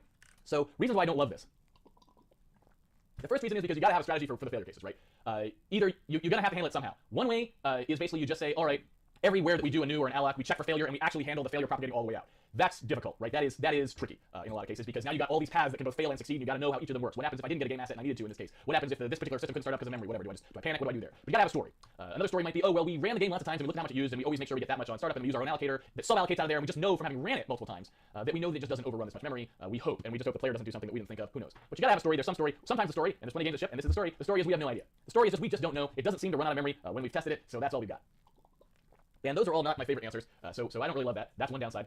But there's another downside that even people who think that I'm crazy about memory might agree with in a separate context. It has nothing to do with that at all. And basically what that is it adds another loop back to your platform abstraction. And one of the things I was talking about before is like one of the reasons that I like doing the platform abstraction this way, and like I said, almost nobody does it this way, but basically the way where it's two data pipes in and out, and you're trying to basically minimize the cases where you ever do a round trip through the game. You pretty much just want the game to be a service to the platform, where the platform just says, I need the video frame, I need the audio. That's like what you're looking for, and it pushes down the input to it. Just says, here's the input. So there isn't like any time when the platform calls the game calls the platform again, just to completely get rid of that round tripping. Because again, that round tripping is what creates complexity in terms of understanding how the platform and the game layer relate to each other, and it means that if you want to do some more advanced things, like say recording the entire session of a game and playing it back for debugging purposes, if you know that you have one defined input stream and one defined output stream kind of thing, it's a lot easier to do that sort of thing, right? And so, unfortunately, that argument is a lot weaker these days now that multi-core is such a thing. It becomes extremely difficult to do playback systems properly because of all the threading stuff, so it's the least of your worries, the thing I just said about. But in the old days when things were single-threaded, this was definitely a huge win in terms of playback. Not so much anymore because you got a lot of other headaches you got to worry about in that situation. So, what's the alternative to this? What do I propose if I don't think this is a good idea? Well, what I'm going to do instead is I'm going to do exactly the same tack I took before and just say, well, if the game wants memory, then the game gets memory from the platform layer in a big old chunk at startup, and the game is responsible for doing everything else, right? Basically, I'm just going to say, you know what? We just pass in a big old thing here called game memory, and that's just a struct, right? And that struct is going to have basically stuff in it that allows us to allocate what we need to do our partitioning on the game side, and then all that's going to happen is the platform layer is going to call one, or it can call as many as it wants really, virtual Alex at startup to get our memory space set up. And then once it gets set up, that's it. It just gets passed to the game. The game is responsible for sub-partitioning that memory, and it is responsible for ensuring that all of its systems always operate inside a fixed space. So they can be pre-partitioned at startup, and you know that if the game started up at all, it will run to completion, period. And we'll be also seeing that I will take the same tack with disk.io, which I realize is a little odd, but I'll be taking the same tack with disk.io. So the goal here is like there's 0 failure states in the game. The platform layer obviously can have all kinds of failure states because the operating system is not built with a similar philosophy. The operating system is built poorly. It is Windows. It does not do a good job on any of the fronts that I'm talking about. And so once we get down to the platform layer, we can't create something that is reliable. That's true. But we certainly can create the game in such a way that is 100% reliable, and that is what we will be striving for. We will definitely be looking as we go to hitting the highest benchmark we can in terms of making the game so that once it starts up, it does not fail. And if things like disk.io fails, that just means there's sprites missing, but the game works, right? That's sort of what we're going for. We'll sort of have a like gold, silver, bronze standard there, and we'll see kind of how high we can hit depending on circumstance. Different games can hit that standard at different levels depending on what they need to do. Basically, it has to do with space, but we'll get into that later. All right. Anyway, so basically all I want to do is I want to pass memory here.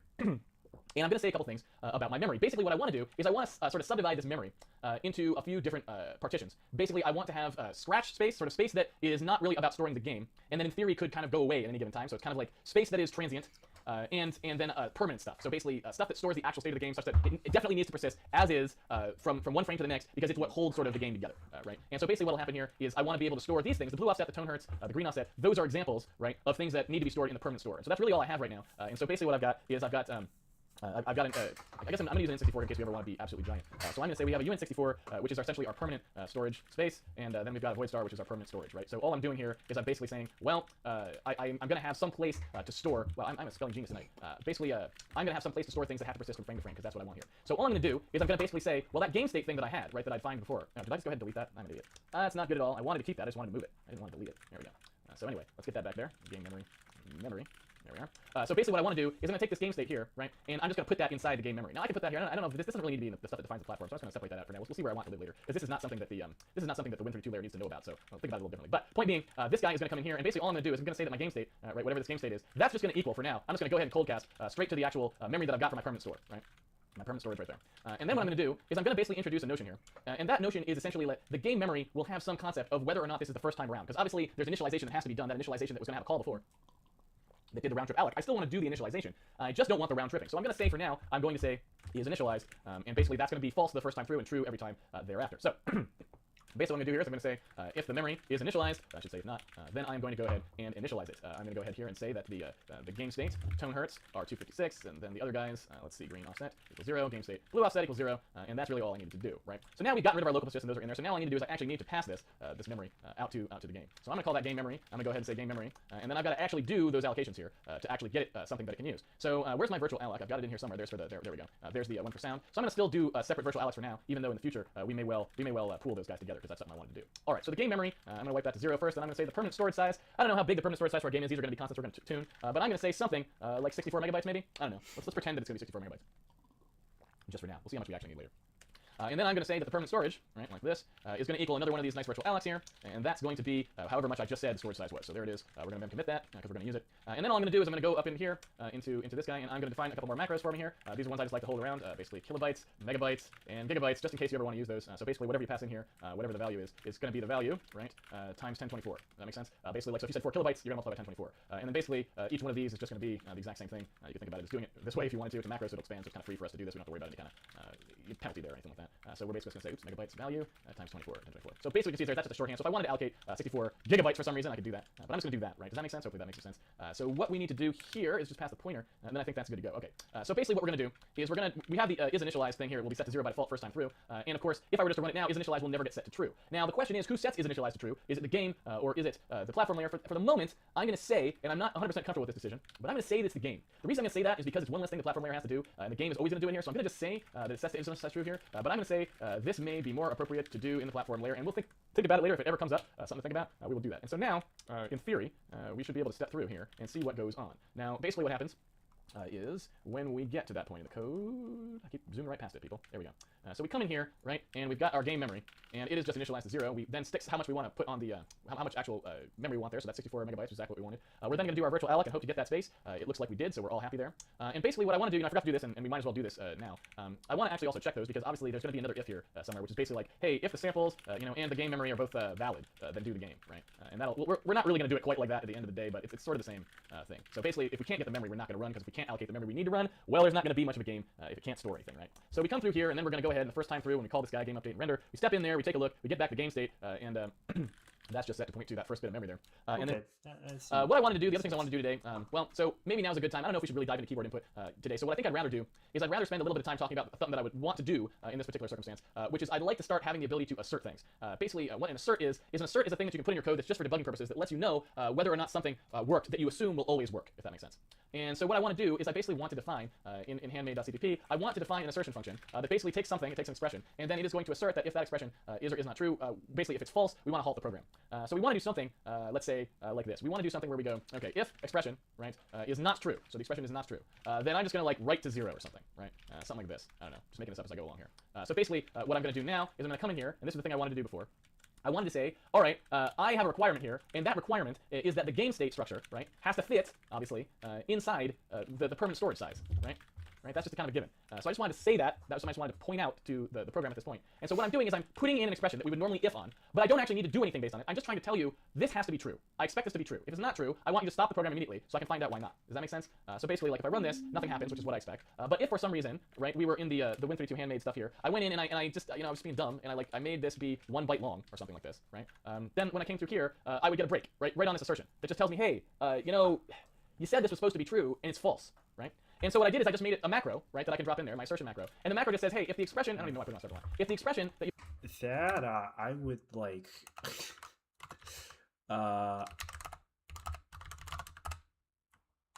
because if I don't have to use cassert, wherever the hell that's coming from, that would be awesome. Let's see if someone has it.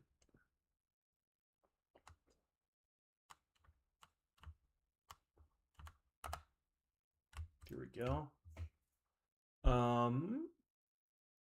Yeah, this looks good. Looks good.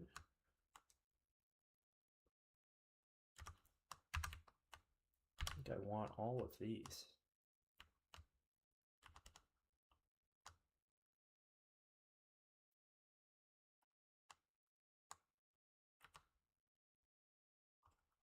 Yeah, those all look good to me.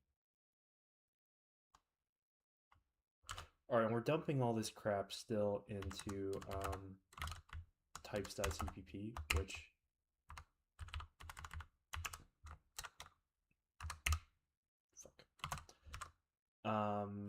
should change soon.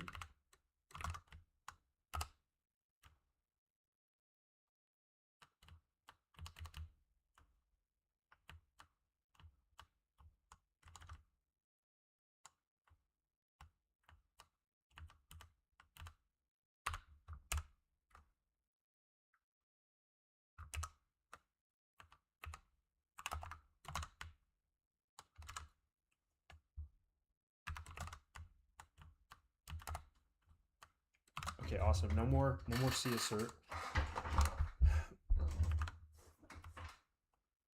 Which is cool with me.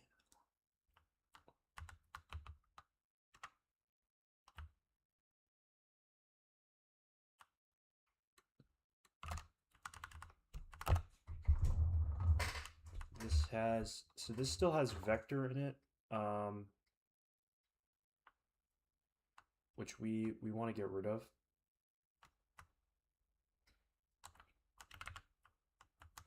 Let's get rid of it, because I think what we're going to want to be doing is pass in, yeah, we get rid of this. We're going to want to pass in a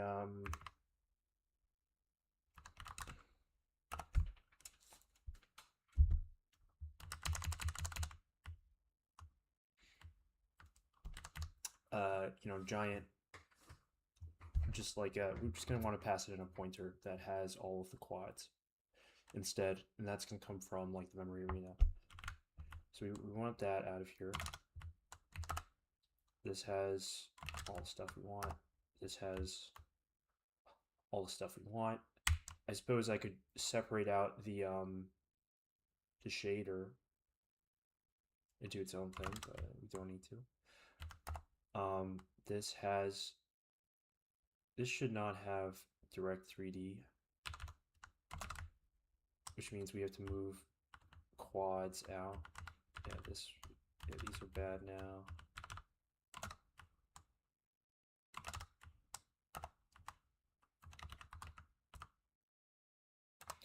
Oh, actually, it's fine. Yeah, because this should have no idea about the thing.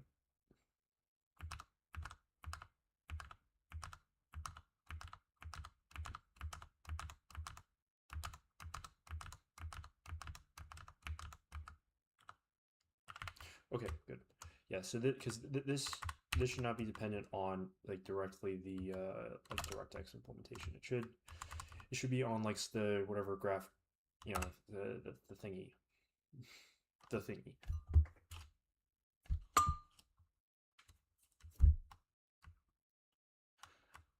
And then this WinMain. Was there anything else in here that we didn't want?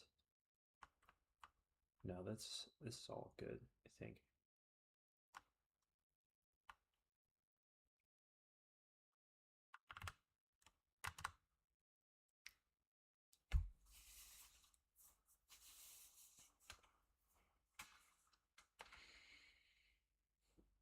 All right.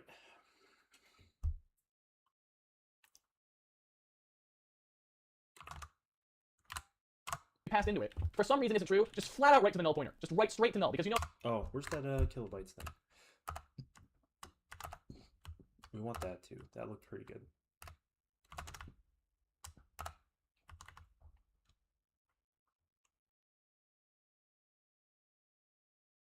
Look at this.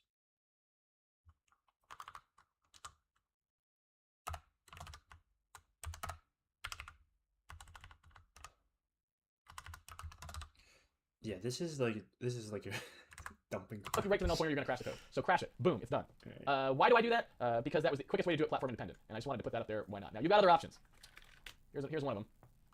You can just, if you want to, have a platform independent way of doing a debug break, and that would be this guy. And that is just basically going to do a thing that launches the debugger, all that kind of stuff. But I don't really care about that too much right now, so all I did is I just need something to stop the program, and that will stop the program. So I like that, because that basically, I like using asserts, because it basically allows me to put stuff in my code that in general should always be validated, so that I know that I didn't miss something. In case like I change something later on, and don't realize the consequences that change has, those asserts might catch it for me and save me some work. So I like that. I like to put that in there. It's a good thing. Now, what you may be wondering is, don't they incur a performance penalty? And the answer is yes, they do. So usually what we do is we do something like this. We typically decide that we have something called a debug build, right? And we say that if you have a debug, if you're in a debugging scenario, then you will, actually expand to something. But if you're not in a debug scenario, then you'll just make it expand to nothing. So there's no cost to doing this if you're not debugging. Now this brings up something which we've been dancing around, which is right now we just have a straightforward build that doesn't do any, there's no differentiation, but there's no way to switch different things. We have the handmade Win32, but that's about all we've got, right? So what we want to do now is basically define a couple pound defines like this debug thing that basically allow us to toggle certain aspects of our code. And so basically, I typically like to have, debug is kind of, I find that debug or not debug is just too ambiguous. It's like, what does that really mean? Like, do I want debugging code, or does it mean that I'm debugging? I don't really know. So I tend to like to have They're not. And then I'm going to go ahead and say that internal build, I'm going to turn right around and use it in the place that I wanted to, which is down here. We're basically going to say if this is a handmade internal build, then we're going to try and set our base addresses, and if not, then not. Does that make sense? So I'm going to say that we basically got, what does virtual alloc want there? What does virtual alloc want as that first parameter for an LP address? Virtual alloc? Okay. Why don't you tell me? Yeah, I guess we could have tried to pass the timer. I don't know if we really want to do that, but we could. All right. Okay. I think we got that. I'm gonna go to the bathroom again, get some tea.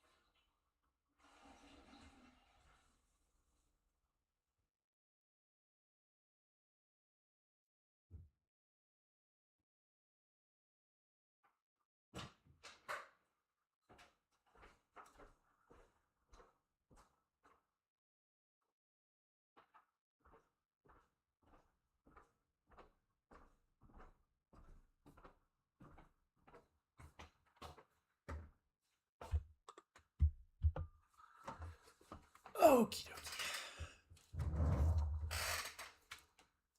So let's take a look at this one now, I guess.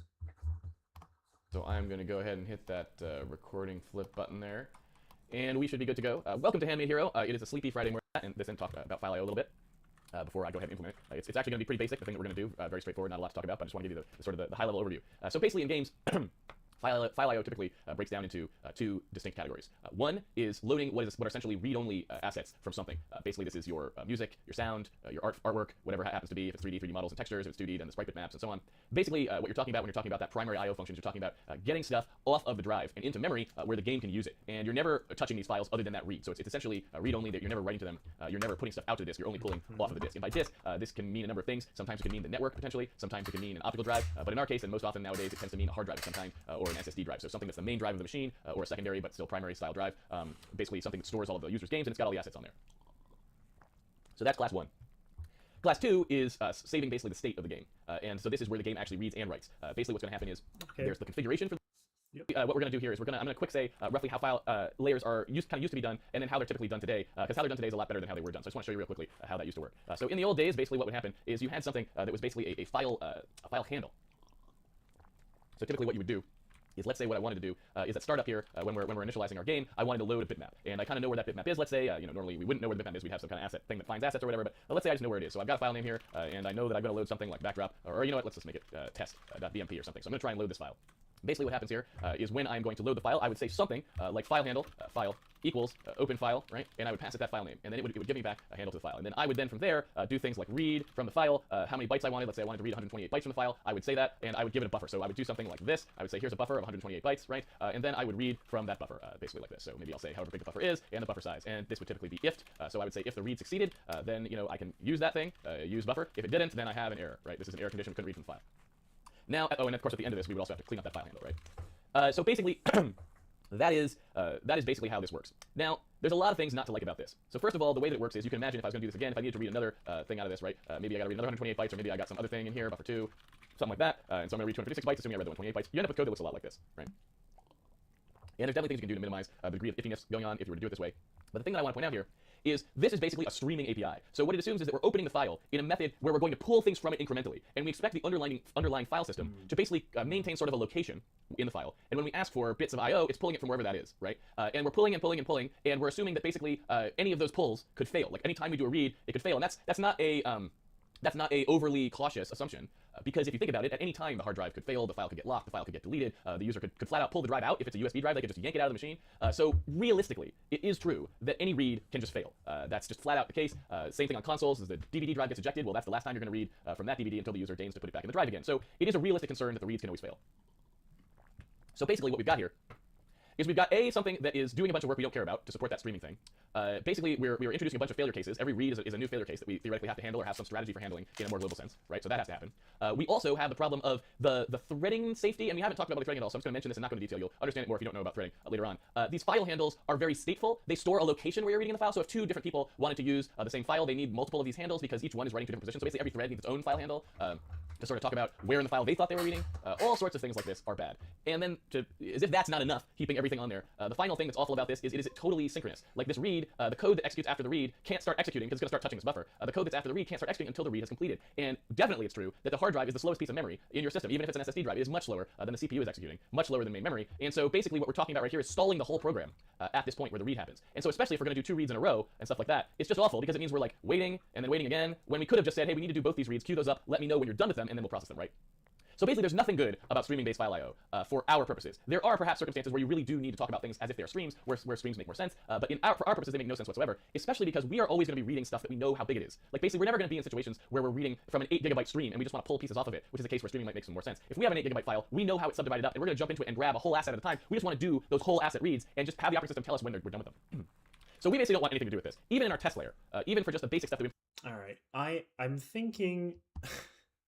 I'm thinking we're at the point today where it's pretty unlikely that I'm going to be making any more progress on my code. Oh, whoops.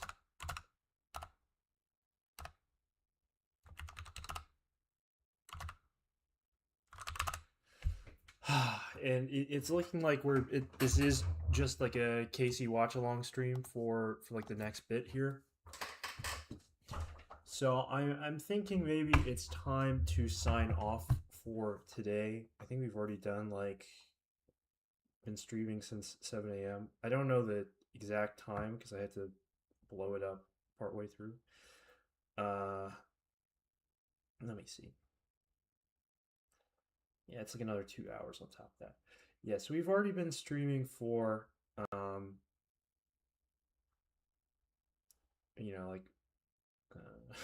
math, 6 hours today. We did like 6 hours 50 yesterday. Yeah.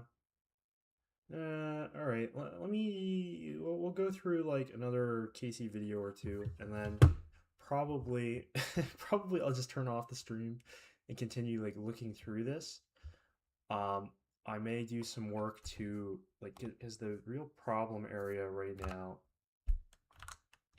the real problems we have is this types.cpp is just too much, is just too big a dumping ground of crap. This needs to be cleaned up. It's now like just a ridiculous. That needs to be cleaned up. This is fine, probably.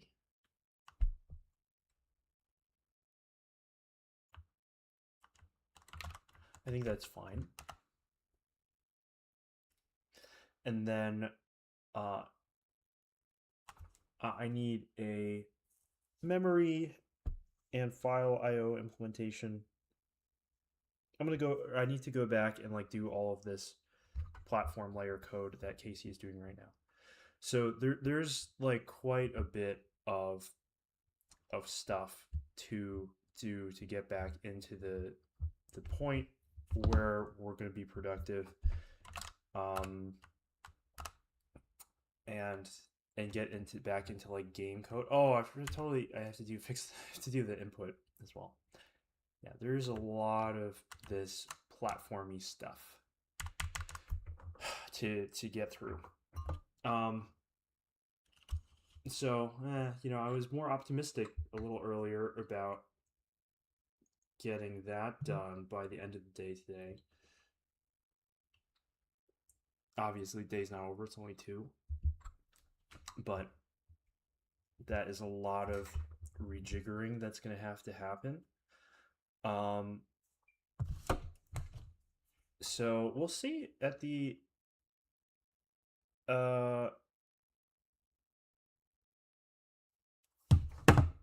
we'll see at like the end of the day today, or see for tomorrow. Oh, I'm getting a phone call right now. I think that's the end of the stream, but I will be trying to get to this point. I'm gonna watch some more videos and clean stuff up off stream. So